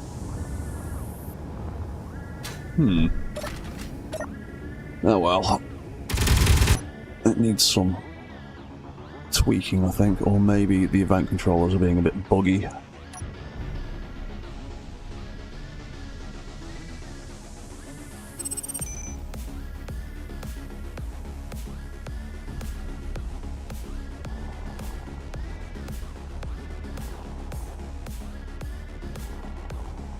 Rex's teeth could be merge blocks.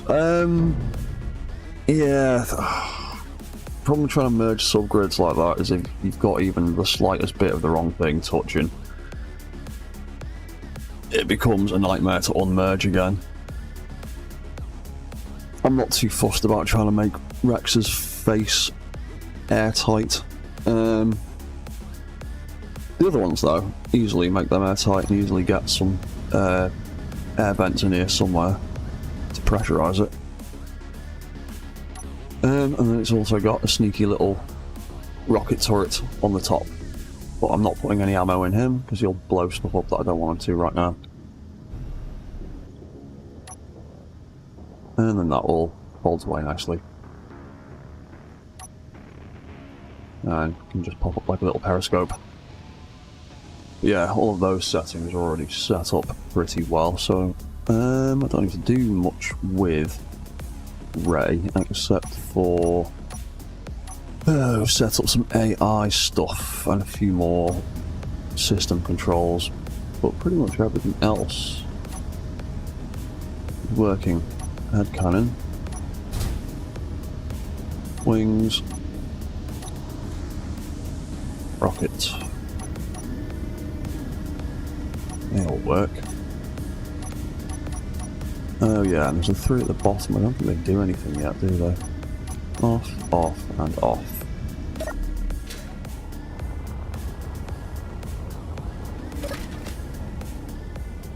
Yeah, they're still just nothing yet. So I was trying to work out if there's any other weapon systems that Ray has that I've forgotten about that I can add in to make use of those LCDs at the bottom. So yeah, that still needs a little bit of work.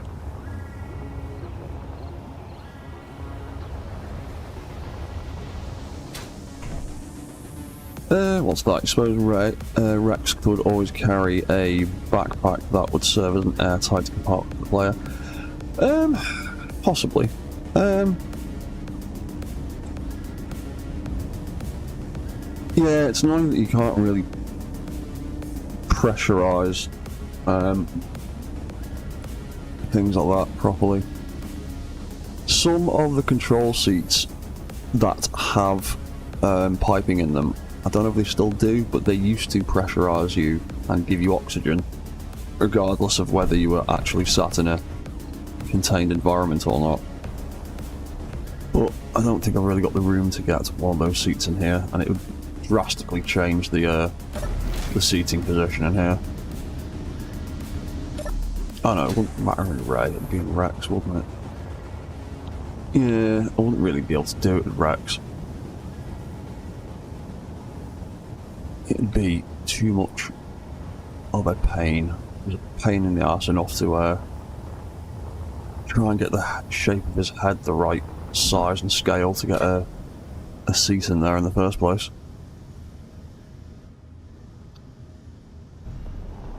Yeah, that's like 3 of them pretty much sorted out. Still got loads of work to do on Sahelanthropus.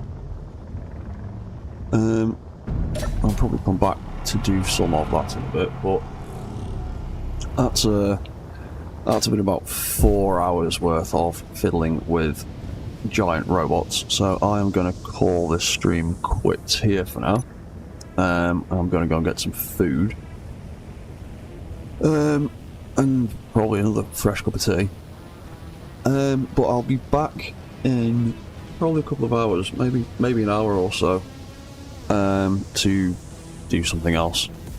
I've got nothing else to do today except stream stuff, so yeah, I'm gonna get some food. I'll be back in about an hour, and I'll probably stream building some spiders for my MES mod for a bit, and then later tonight I might play a bit more Breath Edge.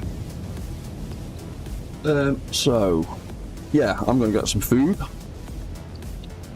Thank you for watching, thank you for chatting, and thank you for chilling, and I will see you all next time. Yeah, goodbye for now guys, see you in a bit.